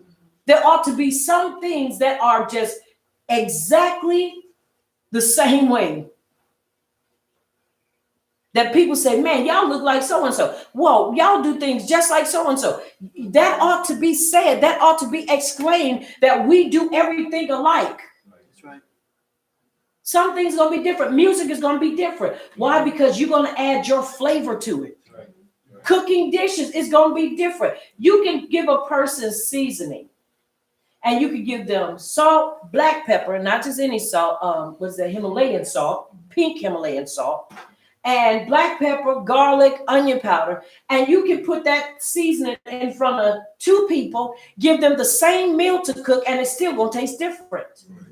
Because their flavor, the way they add it, is going to be different. So that's understandable because you're dealing with two different personalities. But when it comes down to certain things, there are certain things that we ought to be identical with doing.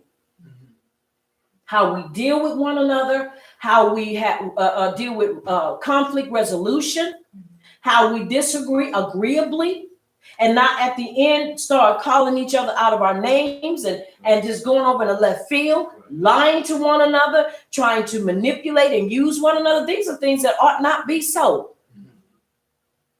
There are some things that ought to be, people say, man, y'all do the same thing they do. Oh, you would declare that y'all were right there with each other. That's the way it's supposed to be. But because we are in different places in this walk, but we're going to come together and this thing is going to be right and we're going to all be doing everything the same way. That is supposed to be done the same way. Right. Are you following me? Yes. This is important. So when he died and they became in position, you have to understand the political aspect changed. The structure changed. The covenant, they felt like, you can kind of see, they possibly felt like we don't have to keep it anymore. Because remember, you made this covenant with Noah, our Abba. Now he's gone. Now they rise up and began to do something else. And you began to see it peek through their children. He's the next one born. I won't say the first one born, but he's the next one born. And now his name means rebel. He's born a rebel. Why? Because that is what is in him. Why? Because now they have rebelled and now it is being expressed or shown through the birth of the children. Because children can be born or can come forth and be rebellious, or they can be the sweetest things. And you start thinking, how can a brand new baby that was easy? I have seen brand new babies that are born with attitudes. I'm serious. You start thinking, there is no way possible a baby that is hours old has an attitude, but yes, they do. Mm-hmm. They are born with attitudes. Why? Because it is passed down from the parent. That's right.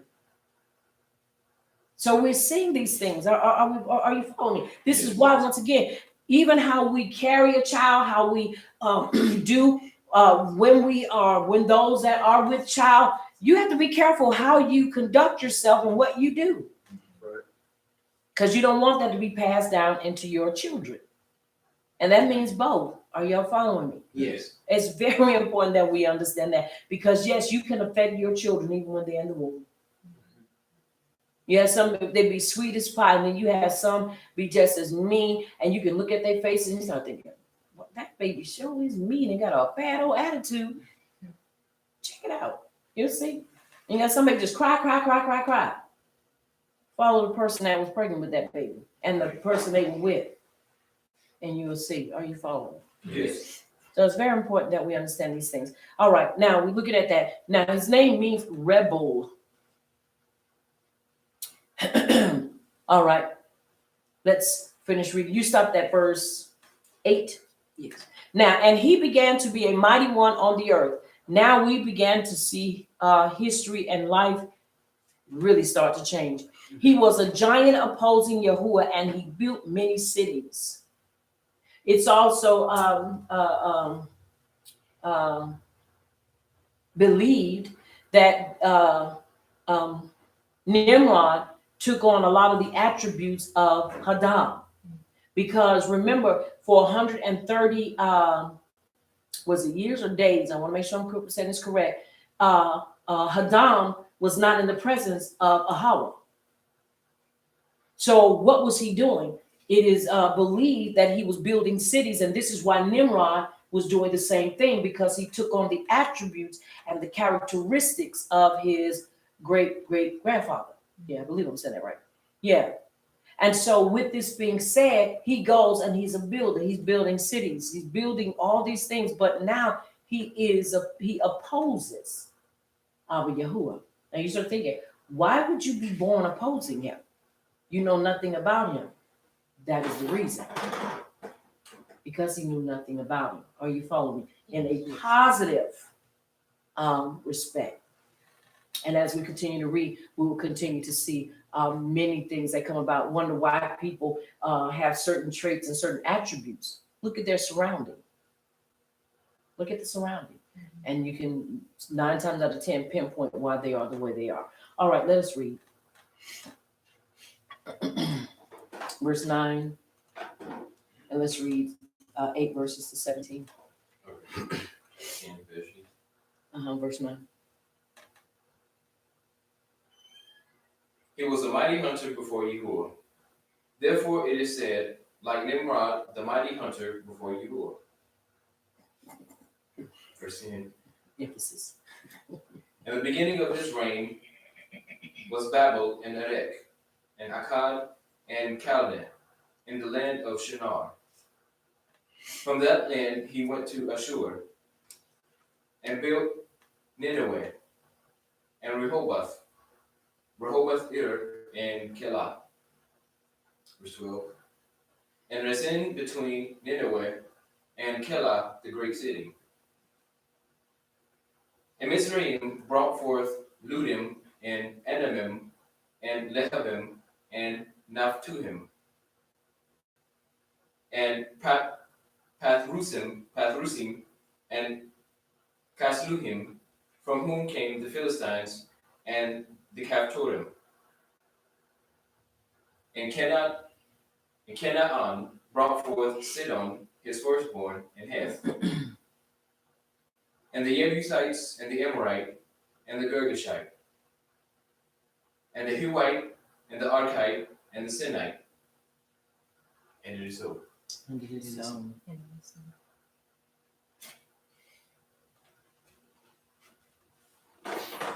All right. Now, once again, we see a change. Now, the reason why it seems like it was being redundant is because in here it says, he was a mighty hunter in the face of Yahuwah. Therefore, it is said like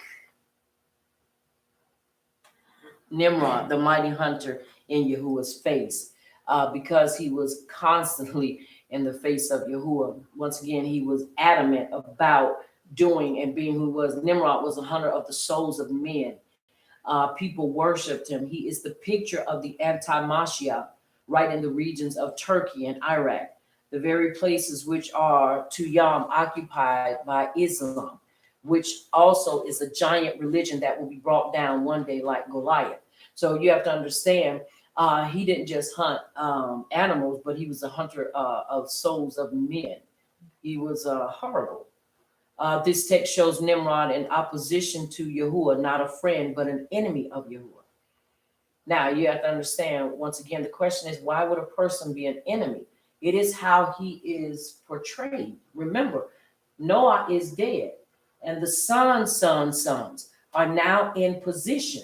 And if it is not being taught and it is not being brought forth, then guess what happens? You tend to take on the mentality, and you tend to take on the character of the people around you. So this means we can see that they were not good, great representatives of showing forth the power of Yahuwah. Because now he is once again one that is adamant, and he was an enemy. You just, it's almost like, well, what is it that makes you an enemy? You don't know it to be an enemy, but there's a flood. Everything is wiped away. And if you're only telling what was going on and the flood, and really not telling why the flood happened, of course you're gonna have a one-sided story. Are y'all following me? Yes. But he was angry, and he was an enemy of Abba Yahuwah because he hunted souls, and he was doing all that. Now, when we look at verse 10, and the first of the Malkut kingdom was Babel, Erech, and Akkad, and Kelna in the land of Shinar. Akkad and Shinar, the city north of Iraq, a term applied to Babylon encompassing central Iraq. Now, when we look at, Ashur, and built Nineveh, Rehoboth, Ir, and Kala. And resin between Nineveh and Kala, that is the principal city. Now, Ashur and Mitzrayim begot Ludim, Anim, and Lahibim, and Nephtahim. Ashur and Ludim also regions of Iraq, Turkey, Syria, and Iran. Libyans, this could be a textual error by the scribe, as the reference is to the Libyans and not the Turkic people. While most Bibles read Ludim, it should really read Ludim, as Ludim are descendants of Japhet and not Cam.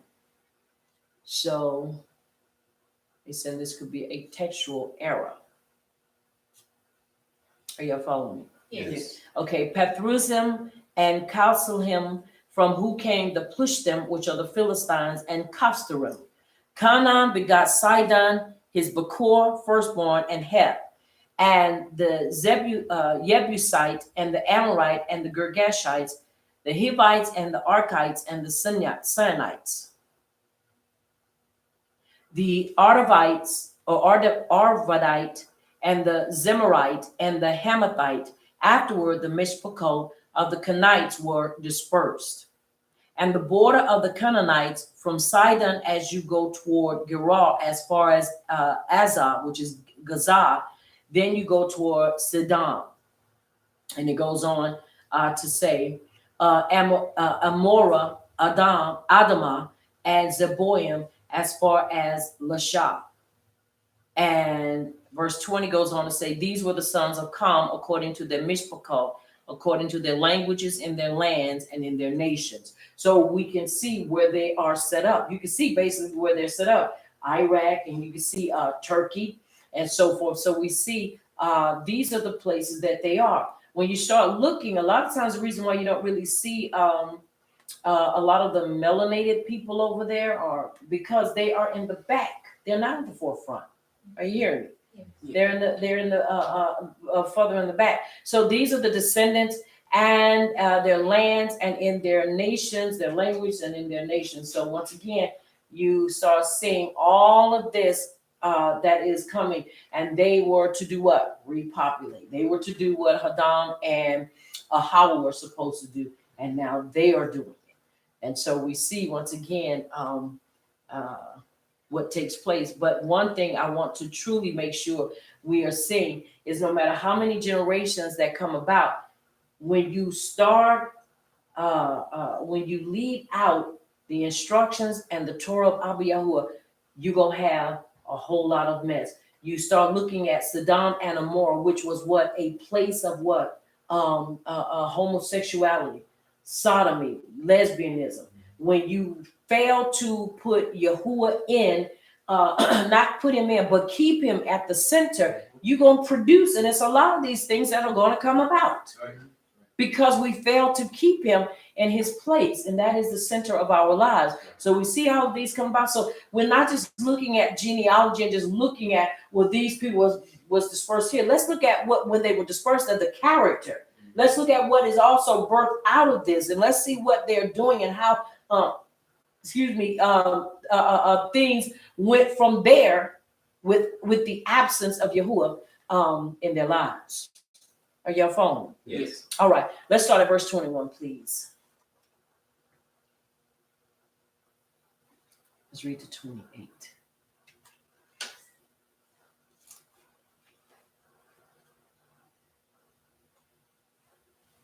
And the children were born also to Shem, the Abba of all the children of Eber, the brother of Yahweh, the elder. The sons of Shem were Elam, Ashur, Arpachshad, Lud, and Aram. The sons of Aram were Uz, Hu, Gether, and Meshech. Arpachshad begat Shalach, and Shalach begat Eber. To Eber were born two sons. The name of one was Peleg, for in his days the earth was divided. And his brother's name was Yoktan. Yoktan begat Almodad. Shelef Hazarmaveth, Yera, Hadoram, Uzal, and Dechla. Is that 28? Mm-hmm. Okay. Obal, Abamiel, Sheba. And it is so. And so,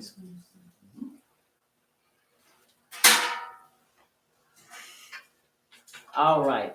Now I want to point something out that I just seen that I had not seen before. Now these are the generations of the sons of Noah: Shem, Ham, and Japheth. Now it begins with Ham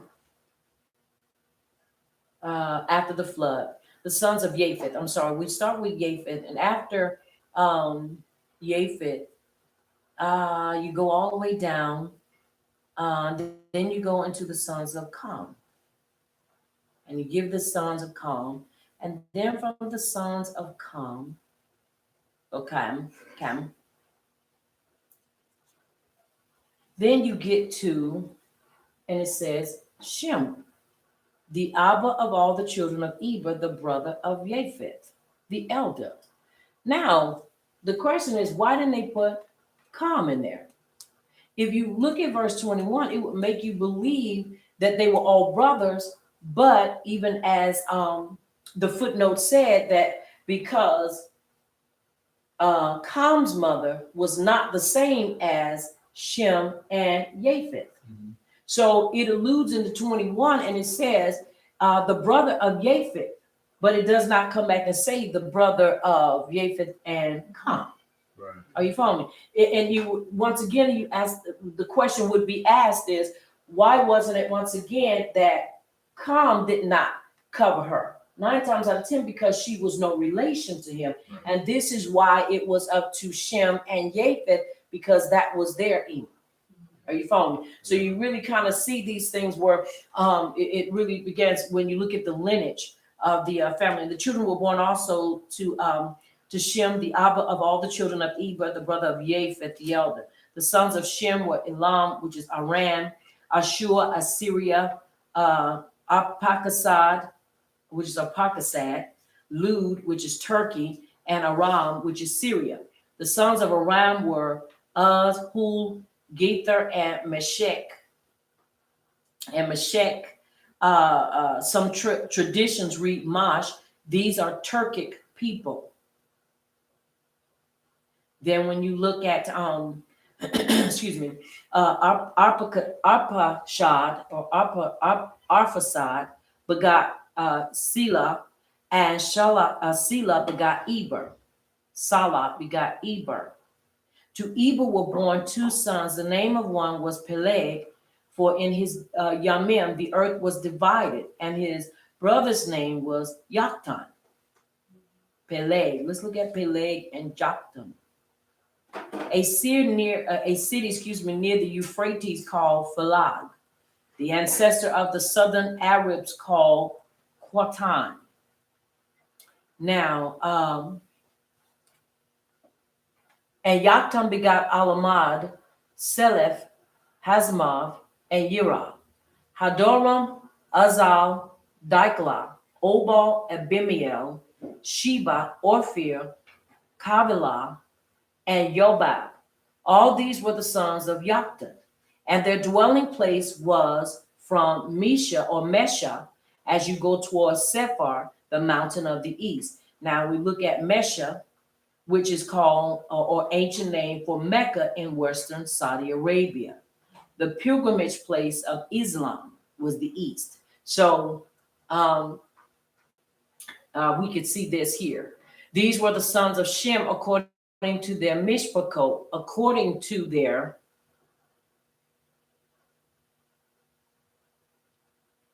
languages in their lands, according to their nations. These were the mishpachot of the sons of Noah, according to their generations in their nations. And from these, the nations were divided on the earth after the flood. So you can look at these were out of these 3, you see all the sons that they had. But if you notice, they really didn't record daughters. But there had to be daughters born, because without daughters, there's no way that you could bring forth, because men can't bring forth children without by themselves.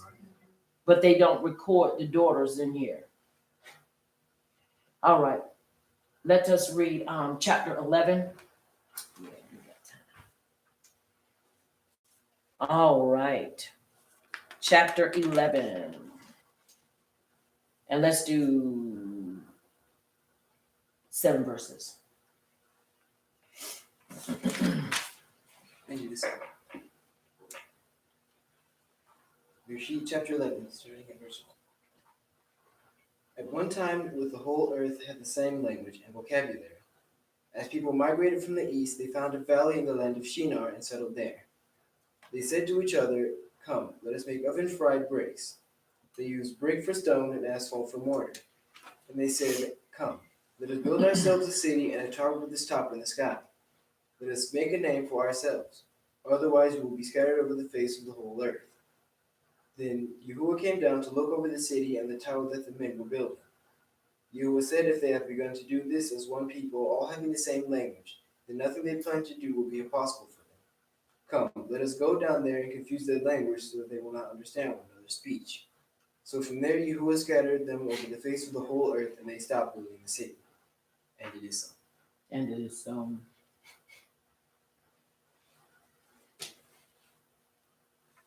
All right. Excuse me. Now the whole earth had one language and akkad, speech. Now, we look at what is taking place after we are given the genealogy of what's taking place. But you have to understand, the first language was Hebrew, written in hieroglyphics. Many people don't believe that, but you have to understand, it is the first language. Are you following me? It is the first language, even though people don't want to accept that and believe it is the first language. Now, as we're coming to this and we're looking at the breakup, I want to go back and look at, elaborate just a little bit more on Nimrod. And the reason I want to is because I want to put us in the, what I want to say, kind of show us what was taking place and how, once again, it's almost like history again was trying to stir up and repeat itself. Once again, when there is an absence of instructions and when the absence of Yahuwah is in place, you're going to find things trying to go back and repeat itself. Are you following me? And this is one of the things that was detrimental to their beginning. Now, the sons of Cush, Seba and Ahavilah. Each became the founder of a people, but Nimrod did not and is therefore not included in this verse. But let's look at this. He began to be a mighty one in the earth. He began to stir up the revolt against Yahuwah, which culminated in the generation of the separation of the races. He began to display man's power over the wild beasts by hunting and capturing them. So you can kind of see this is almost like before the flood. Remember during the flood, they was doing the same thing, capturing them, eating them. Now you have to understand, we can look at this as him doing sporting them. You ever seen, what was it, when we see the pictures and we've seen the shows where the Europeans came and they destroyed the buffalo for sport. They didn't eat the meat. They just killed masses and masses of buffalo and didn't eat the meat, just slaughtered them because they did it for sport like they do today. They go and hunt animals just for sport to show their power and to show that they can basically have dominion over them. That is not what Yahuwah was saying when he said to have dominion. Are you following me? Yes. He never intended for them to make a sport. Now, a mighty hunter. He ensnared men with his words and incited them to rebel against Yahuwah. So once again, we're seeing this pop up. We're seeing all of this come to the forefront. Once again, and the reason why I'm going back and reiterating this is because I want us to see the lifestyle of him and show where he was a rebel. You know, not just in word only, but his actions. We know he was conquering and building cities, but he was doing this, but at the same time, he was causing a revolt. Now, mind you, if they're not speaking about Yahuwah and they are not keeping it, but at the same time, let me inject this. It is not saying that all of them, because all of them did not stop. All of them did not go and rebel against Abba Yahuwah. Are you following me? There were those that did follow and walk in the order of Yahush, and that was Shem, because he's the one that's going to teach Torah. Are you following me? The Torah. And then Torah is going to teach Abraham. And so it's important that we understand. But overall, you had the majority that did not want to follow in the truth because they digressed. Okay. Now, before Yahuwah, his intentions being to provoke Yahuwah exceedingly. A great city. He's trying to build a great city unto Yahuwah. Wherefore it is said, one who is exceedingly wicked and seeks to incite men against Yahuwah. He began to show his might over other people, just as he was a mighty hunter of beasts. He was the first to found kingdoms. So he went and he basically started rewriting the script. He was a beast within himself, because his whole thing was to destroy and conquer. Are you hearing me? You go in because you have a little more. He probably was a big guy because he was a giant. And he was smart, so he wasn't just no big gump or no big tall person without any type of intelligence. He had a strategy. And so he would go and he would do these things. So once again, you got to understand, all this now is coming about because of the absence of them accepting and following in Yahuwah. Once again, they rejected him. They rejected him. One was which was Shem, who did not. But when you have overall all of them, this is what caused the downfall again, because the majority failed to comply and failed to accept Yahuwah and follow in his instructions. Are you hearing me? Yes. Of the beginning of his kingdom was Babel. This was the first he founded. Now out of the land went forth Asher, seeing his children were won over by Nimrod. He left them. When Nimrod ruled over the country, Asher abandoned it, and being opposed to his rule, he was rewarded for this act by being privileged to build the great cities which Scripture proceeds to enumerate. Are you following me? Yes. So we are seeing these things, and it's just amazing, once again, all the stuff that constantly takes place.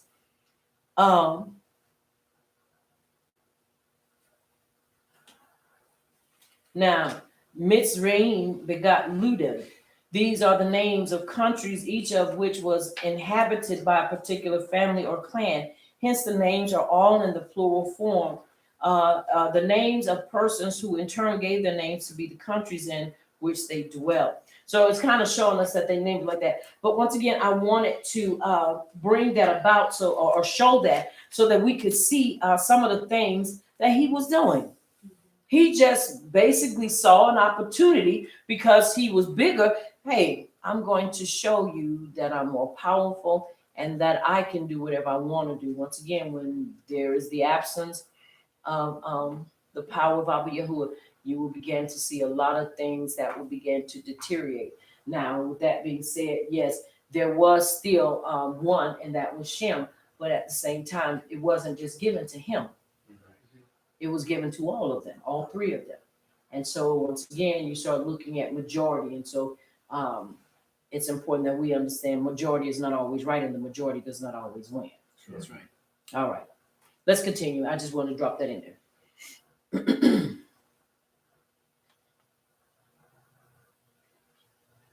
In chapter 11. 7 verses. Mm-hmm. Verse 9, and it reads, that is why its name is called Bebel, because from there Yahuwah confused the language of all the Eretz, and from there Yahuwah scattered them all over the face of the Eretz. This is the genealogy of Shem. Shem was 100 years old and brought forth Arphaxad 2 years after the flood.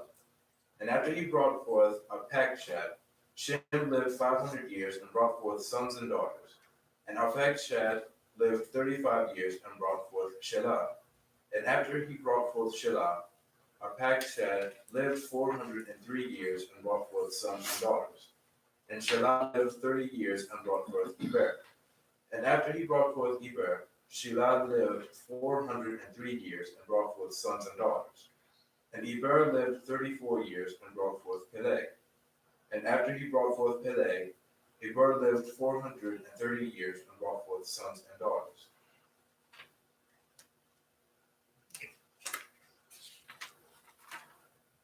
And Eber lived 34 years and brought forth Peleg. And it is so. And it is. All right. Now, we're looking at in chapter 11.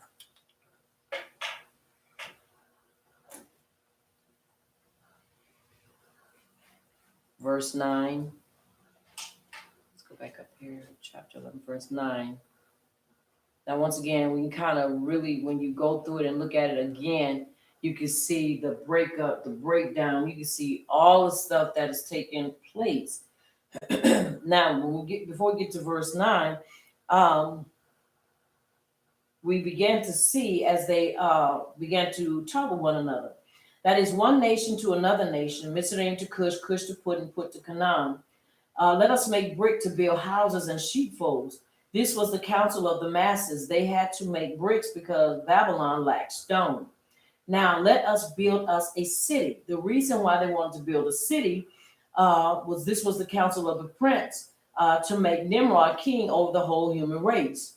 With its top in Shemayim. This is only an idiom expressing great size, as Moshe described the cities of Canaan as cities great up to Shemayim. So their whole thing, once again, is now they're ready to start a whole new order. They're ready to start a whole new, we just gonna do this thing with a great shebang. And when you look again, it says, let us make us a name. It is probable that they were neither so foolish as to believe that they could ascend to Shemayim, nor were they afraid of another flood. They merely wanted a central and conspicuous city which would ensure them fame. So here it is. We're looking at what they wanted to do. They wanted to make themselves of a great name. Not only did they want to make themselves of a great name, but they wanted to remove Yahuwah out of it. So you start building, you start doing all these things because you don't want Yahuwah in any part of it.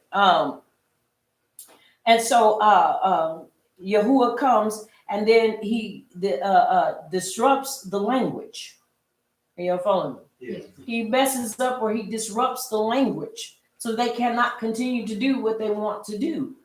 And you have to understand too, when you think of language, I believe they did that. Yahuwah did disrupt the language to where they could not understand what was being said. But also when you look at language also identifies a person. Now your character start changing. You don't want to do the same thing. You look at a person that says, okay, let's look at it in this manner. People that speak English.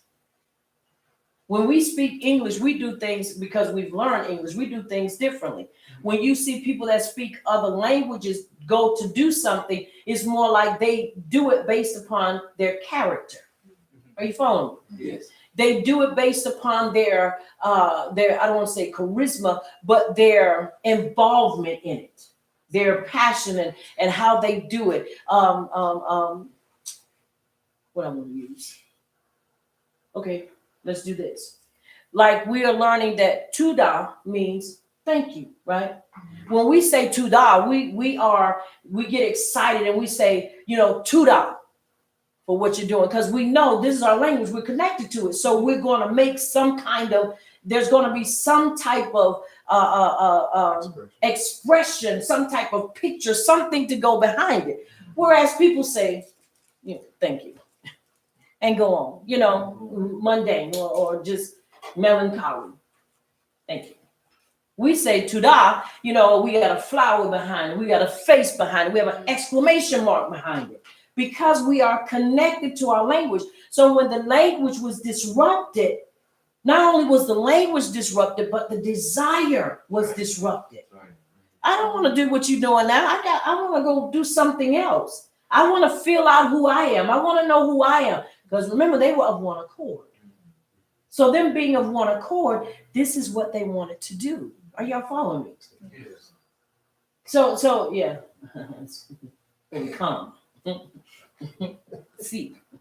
And so when you see this that's taking place, are you following me? There's a connection, and you see that now that desire is no longer there.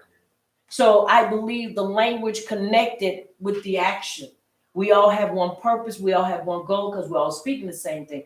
But when the language changes, now our desire changes. It's the same way, even when a person, put it in this way, we could be basically in one degree speaking the same thing, but not all feeling the same thing.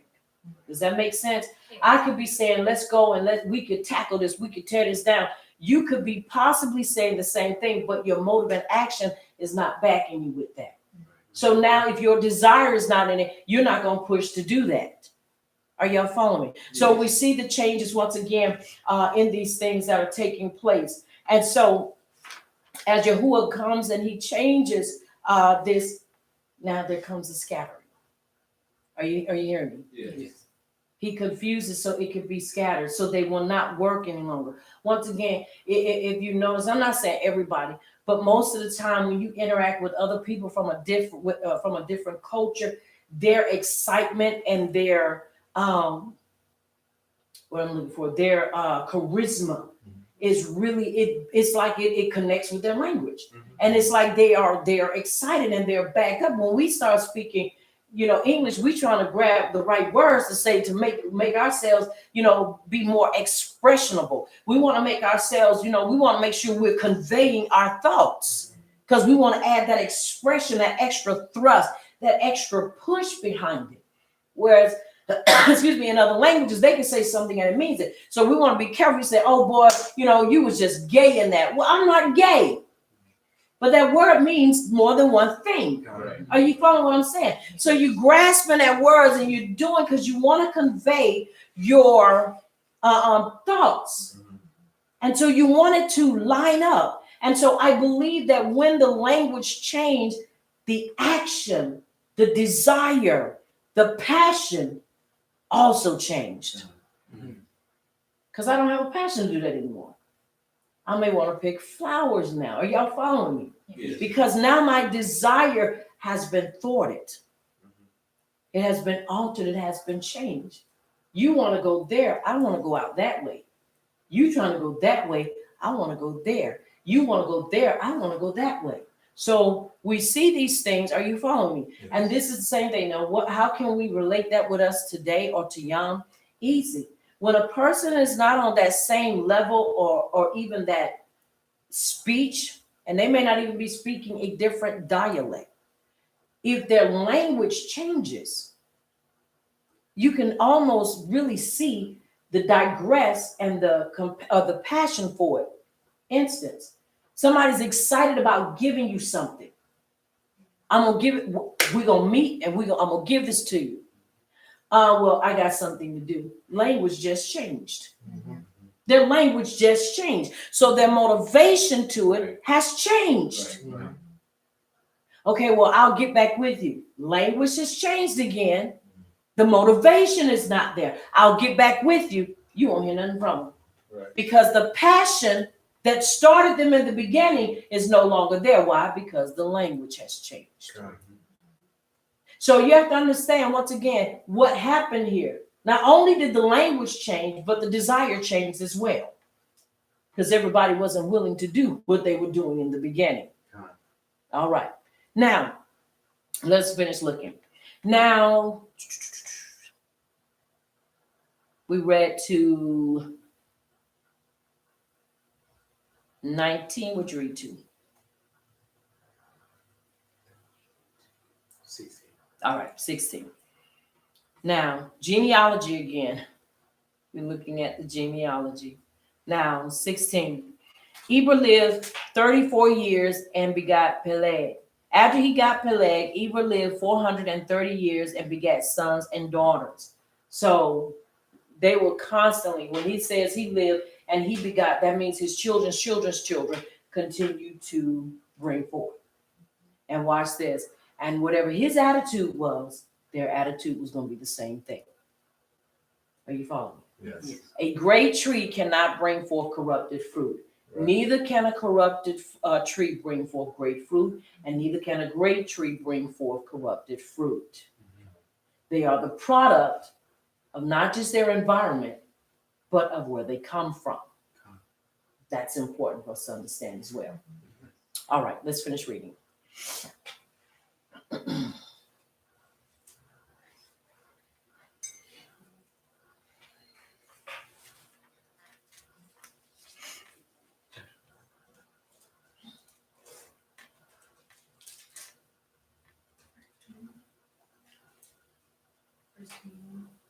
Mm-mm, 19. I mean 18, I'm sorry, 18, because I read 17.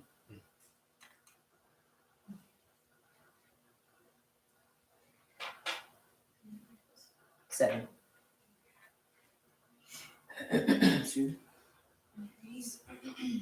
When Peleg had lived 30 years, he became the Abba of Reu. And after he became the Abba of Reu, Peleg lived 209 years and had other sons and daughters. When Reu had lived 32 years, he became the Abba of Serug.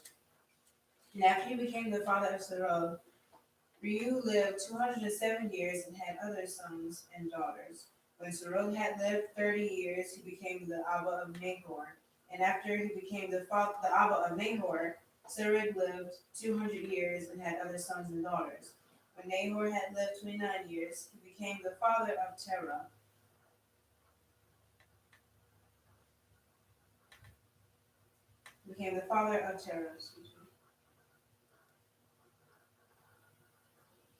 Nahor lived 119 years and had other sons and daughters. And after Terah had lived 70 years, he became the Abba of Abram. Nahor and Haran. This is the account of Terah. And it is so. So we see where Abraham comes, and this is why it's important to understand lineage and understand genealogy. Now they come all the way through, and Nahor lived 9 and 20 years and begot Terah. And Nahor lived after he begot Terah 119 years and begot sons and daughters. And Terah lived 70 years and begot Abraham. So they weren't having children like 30, 40, at 20 and all that years of age. They were having children older. And when you hear people that start, really being facetious and nasty and saying people that's 70 and 80 years old, that's nasty, you start thinking, you didn't start living until you turned about 70, 80, or 100 years old. You really didn't start living. 20 was like 10. 30 was like, in your 20s. And so the age changes. You still have people that live to be 120 and 123 years. But now when you hear people bringing forth children, the first thing people want to say, oh, they too old, the body can't handle it, and they can't do this. No, it's not that. Once again, you got to look at our lifestyle, eating habits, the air we breathe, the water we drink. And not only that, who do we submit ourselves to? Because if we submit ourselves to Abba Yahuwah, he'll keep us healthy, and he'll keep us with longevity, and he'll keep us vital. Once again, you got to look at that. There was a couple in India, and she was 70-something years old, and her husband, they had never had any children, and they wanted to have children, and but they had to have help, but she was able to give him a son. And he was gorgeous. And you had so many people on there being so nasty. You know, when he turns this age, she gonna be old and they gonna be too old. And I said, you know what? The problem comes in is y'all are stupid. Get out them people business. If they want to have children when they're 100 years old, you know, people want to say, well, they just being managed. They old. They need to sit down somewhere. No, you need to sit down and you need to grow up. Okay. Because you have to understand, just because you mature doesn't mean they frown on that. Because most of your 12 and 13-year-olds look like they're 17 and 18-year-olds. And they parade it around because why they messing with Negroes. That's what I said, these Negroes that need to go to jail for even touching a child. All the steroids that's in the food and all that stuff. So now you're messing around with jail bait. But because she looks old, you just go with looks. But you ain't tested her brains. You ain't tested her brains. Are y'all following me? Yes. And so here she was 70 years. She was 70 and he was something like 73, 75. And the little boy, he was gorgeous. And wasn't nothing wrong with him. She was taking care of him and you know, being gentle with him. And when I tell you he was gorgeous, he was gorgeous. And they older walking around with their baby. But everybody, you know, the majority of people wanted to frown on him. And I just got indignant and I said, y'all need to shut up. I said, because number one, that's their business. And I said, who gave an age to when you're supposed to stop? People put that age on there. Well, you too old. You need to sit down somewhere. No, you need to shut up and get out of my business. That's what you need to do. Are you following me? Yes. Because nowhere did he ever take the desire away. These people was being intimate. Even if, are you following me? And it wasn't just a break. That's man, that's tradition that limitations and does all that. He never said that. Now, he did say in that time to be fruitful and multiply, but we get this thing misconstrued. And then people turn a certain age. Well, they 50 now. Now you got to go to the high risk. Why? That's man. Because you're a high risk. Why am I a high risk? Or why a person that age be a high risk? That's because they make you a high risk. Right. They didn't have the doctors that we supposed to so-called have today. They had better back then. Because now they ain't sticking you and poking you with all this stuff. Well, you need to do this. We need to do an amniocentesis. Why? Because you're older. Your baby may come out. You got young people that have children with Down syndrome. So these things, once again, they scare people. And people say, well, I'm too old to have a baby. You're never too old. If he opens up your womb to give you one, you're never too old. I tell you, it takes patience. It does. It takes patience. And so it doesn't matter your age. It just determines on your health. And if this is what Yahuwah wants to do. But they were still bringing forth children 70 and 80 years of age. So then that was normal. I ain't going to have no children until I'm 70. You know, so that was normal, but they did what they did. I'm not saying people do that now. You know, you can have children from whatever age on up, whatever he does. It's just how people do things. Y'all hear me? Yes. Anywho, all right. Now these are the generations of Terah. Terah begot Abram, Nahor, Haran, and Haran begot Lot. And Haran died in the presence of his Abba Terah in the land of his nativity in Ur of the Chaldees.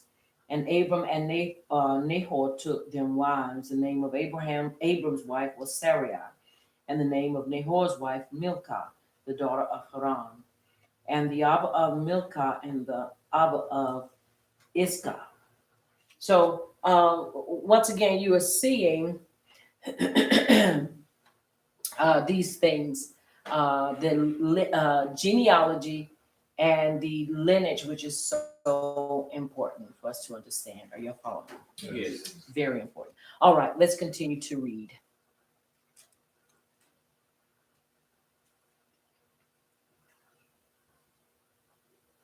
Yeah, 28. I just read 27. Now, also, let me bring this out. Excuse me. Lot and Sarah were biological brother and sister. Many people don't really see that, but they were brother and sister. Because you have to look at who their abbas were. Are you hearing me? Yes. Once again, they kind of now Terah lived 70 years and begot Abraham, Nahor, and Haran. And these are the genealogies of Terah. And Terah begot Abram, and Nahor, Haran, and Haran begot Lot. So they were brother and sister. Are you hearing me? Yes. Okay. Now, also you have to understand, it is also known that this was also Abraham's half sister. So they kind of they basically in that time, what we look at incest today. In that time, you creating, you procreating, and you're bringing forth, you marrying the people right there, and that's family. You follow me? Yes. And to some degree, technically, we all got some of our family flowing through us, somehow connected, but we don't sanction incest. Are you hearing me? Yes. Cousins and all that. We cousins, we got to depart.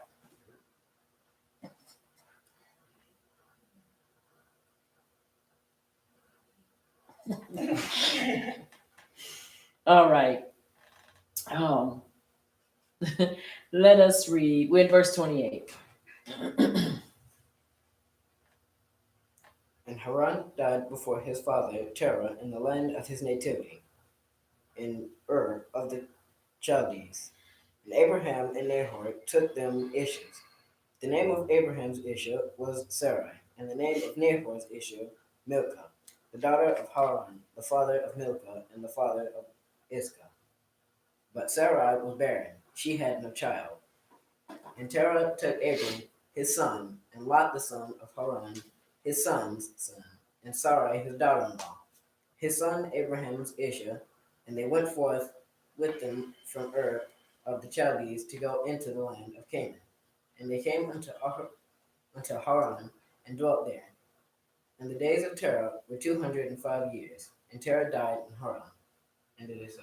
And it is so. Now, in the presence of his Abba Terah, that is in his father's lifetime, the Midrash recounts that he died through Terah, who had complained to Nimrod about Abraham's activities against idol worship. And you can even find that in the scroll or the book of Yasher.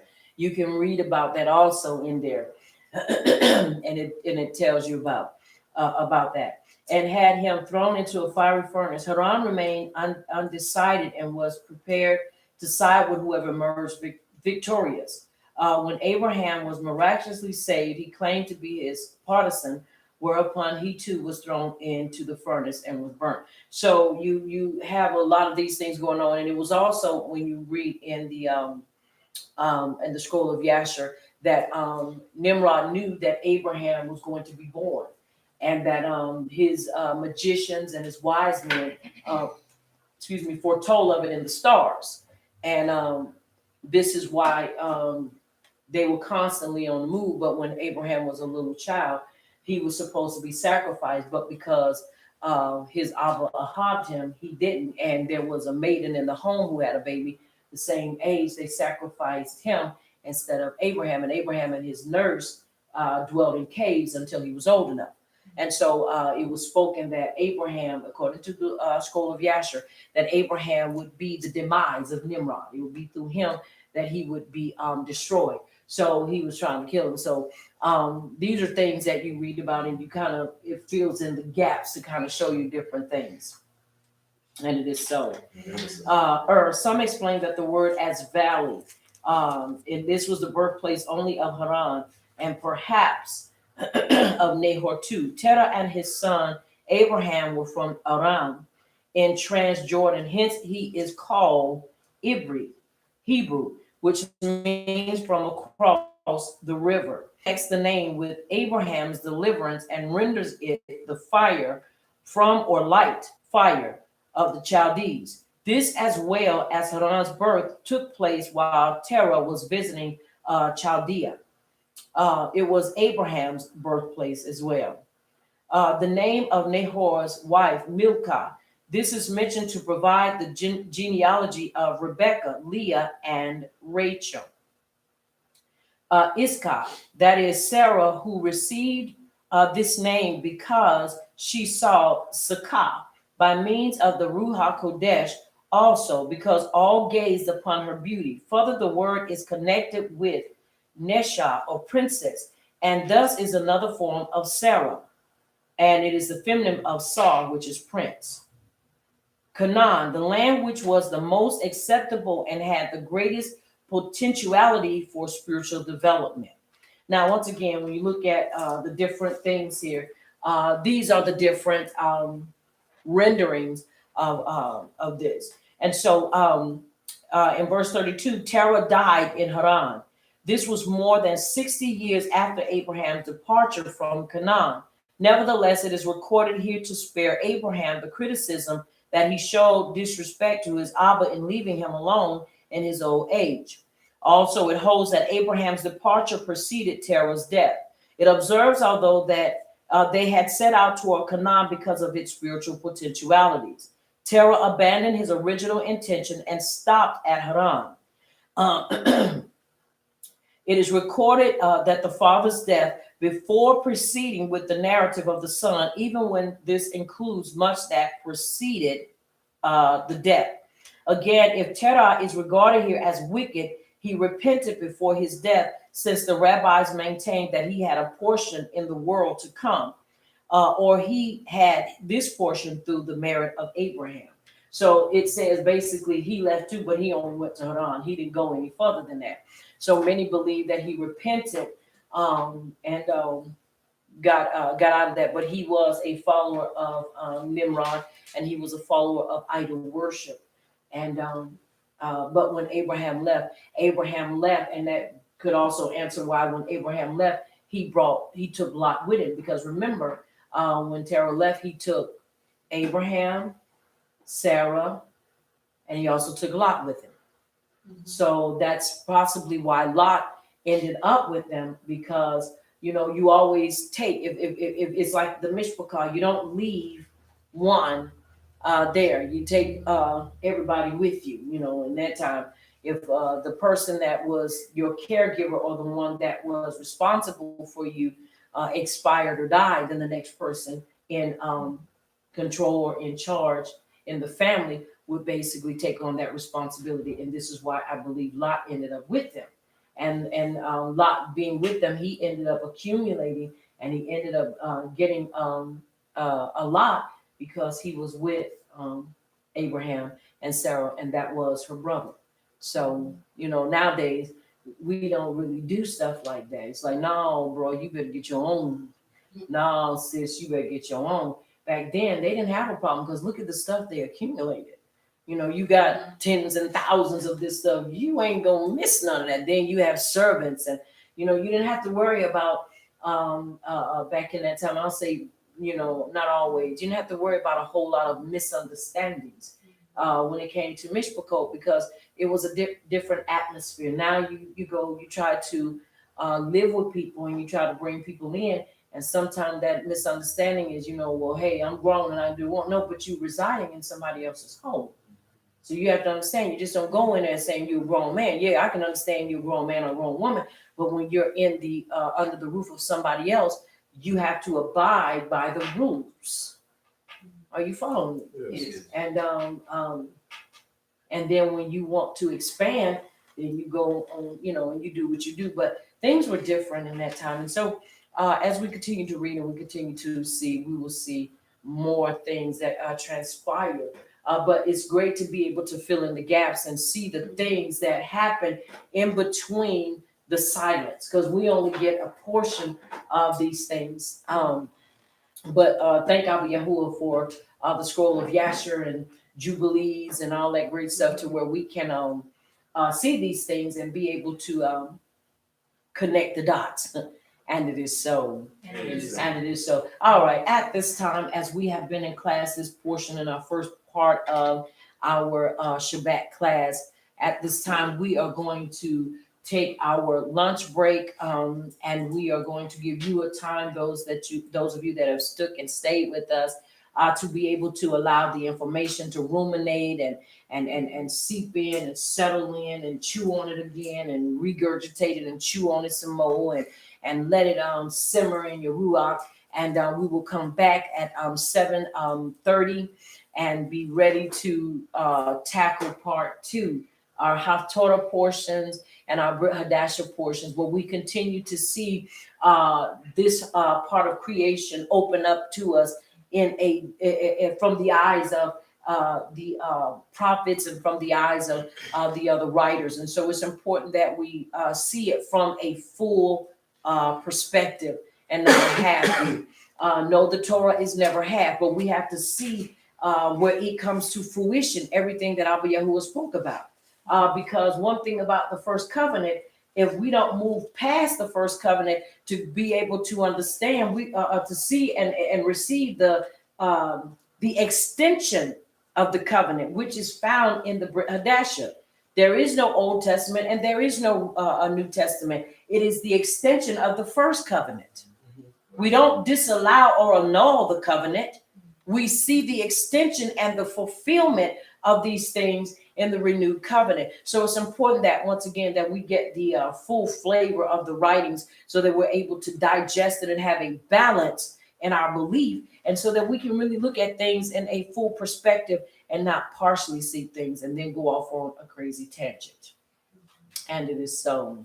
And it's so. Once again, I want you to enjoy your time of Shabbat. I pray that Abba Yahuwah will continue to give you sweet rest and commune with you in this time of rest, show you the mysteries and the revelations of his writings.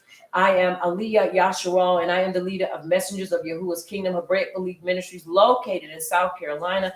I want you to remember, here at Messengers of Yahuwah's Kingdom Hebraic Belief Ministries, this is the place where the Torah does the body excellent. Until next time, may Abba Yahuwah Baruch Atah and keep you in his shalom until we return at 7:30. I also want you to remember that you've been touched by Champion TV, a place where the champions reside.